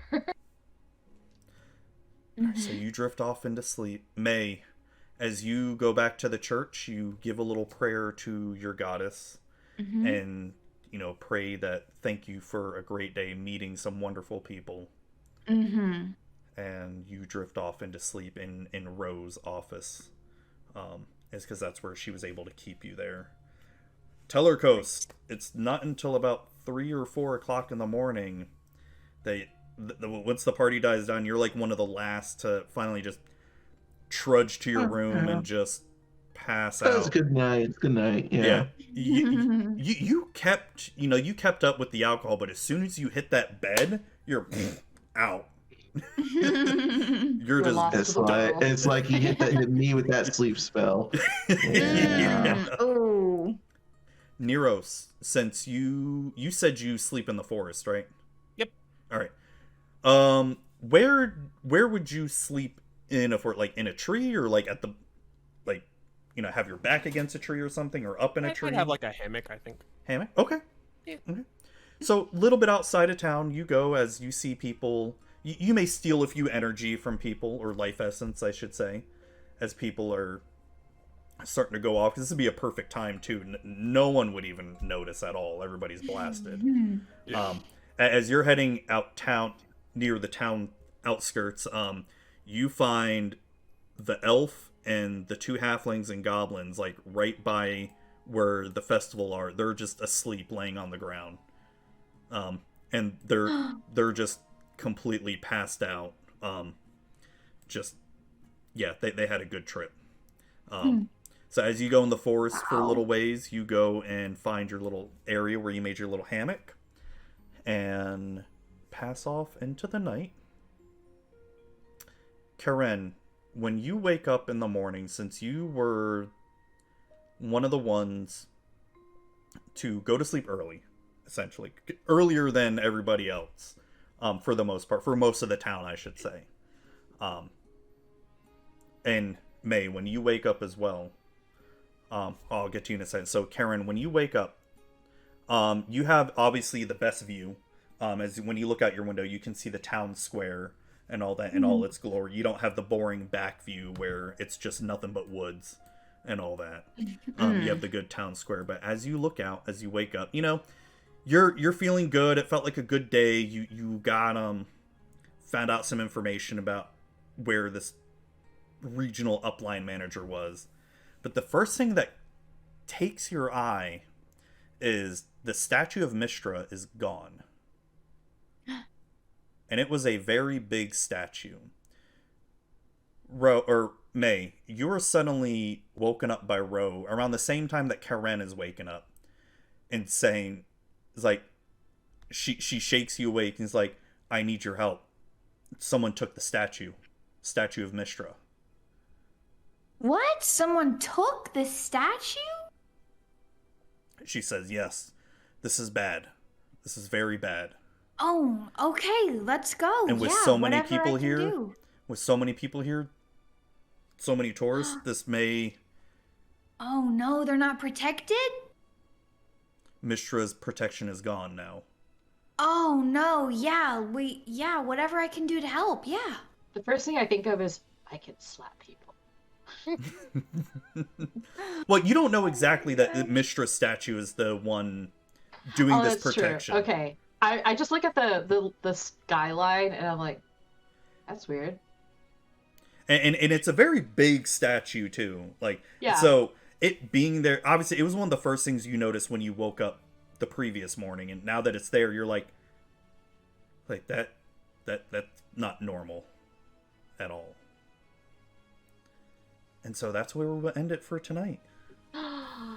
Ooh. Mysteries. Yes, mysteries. I assume I'm still asleep. Just like this is around probably 7 or 8 o'clock in the morning. Oh, I'm very you're not awake. Yeah. Yeah.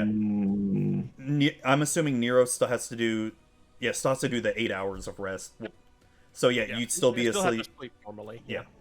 So you'd still be asleep, and Tellercos, you'd definitely be asleep.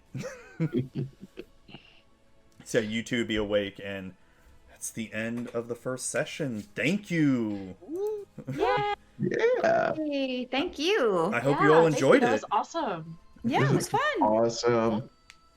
Oh, I look forward to scaring more people. That was great. So we're gonna end it here tonight. Thank you all for listening, watching. This is also gonna be up on the Magic with Zuby RSS feed if you want to listen to this. So thank you all again. my players, let's do a quick round where people can find you.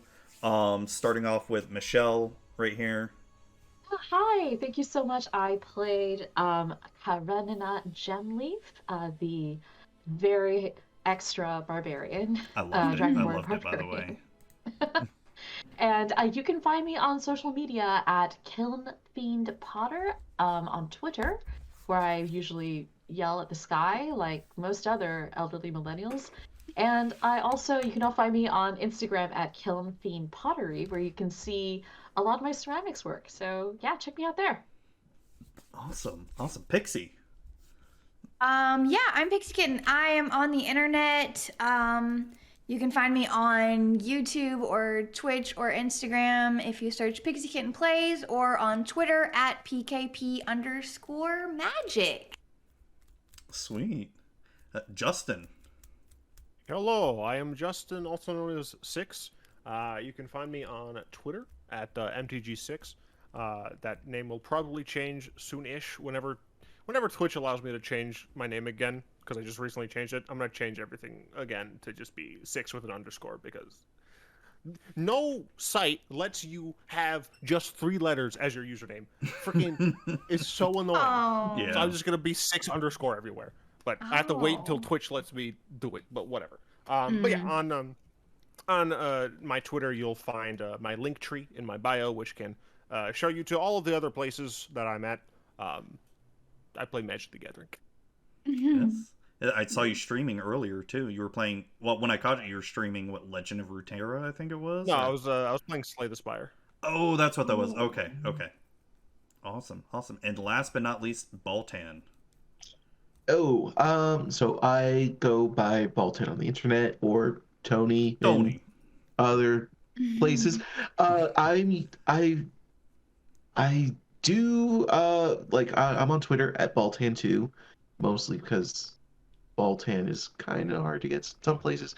Anyway, and I do also have a YouTube channel, but honestly, I'm mostly here just because I know some cool people that I usually play a bunch of Magic with. So. Oh damn! Who are they? Yeah. No, nobody you know. No. Don't worry about it. Yeah. Oh dang. Awesome. Well, thank you. And I am Zuby. You can find me on Twitter, Instagram, TikTok. Ooh, I started getting back into TikTok again. My amazing TikToks. Not cringe at all. By the time this releases, you're not going to be doing anything again. Probably not. Because I really don't like TikTok. But anyways, at Magic with Zuby everywhere. And then Magic for Normies podcast as well, too. Which will probably, I don't know. We got to talk about that because this is like, I'm so excited about this more. But thank you all again for listening, watching. Thank you, my players. You guys are awesome. It was so much fun. Yeah. Thank you, DM. I couldn't stop laughing. Yeah. Thank you. All right. Looking forward to the next one. Absolutely. Bye. We'll be back. Bye.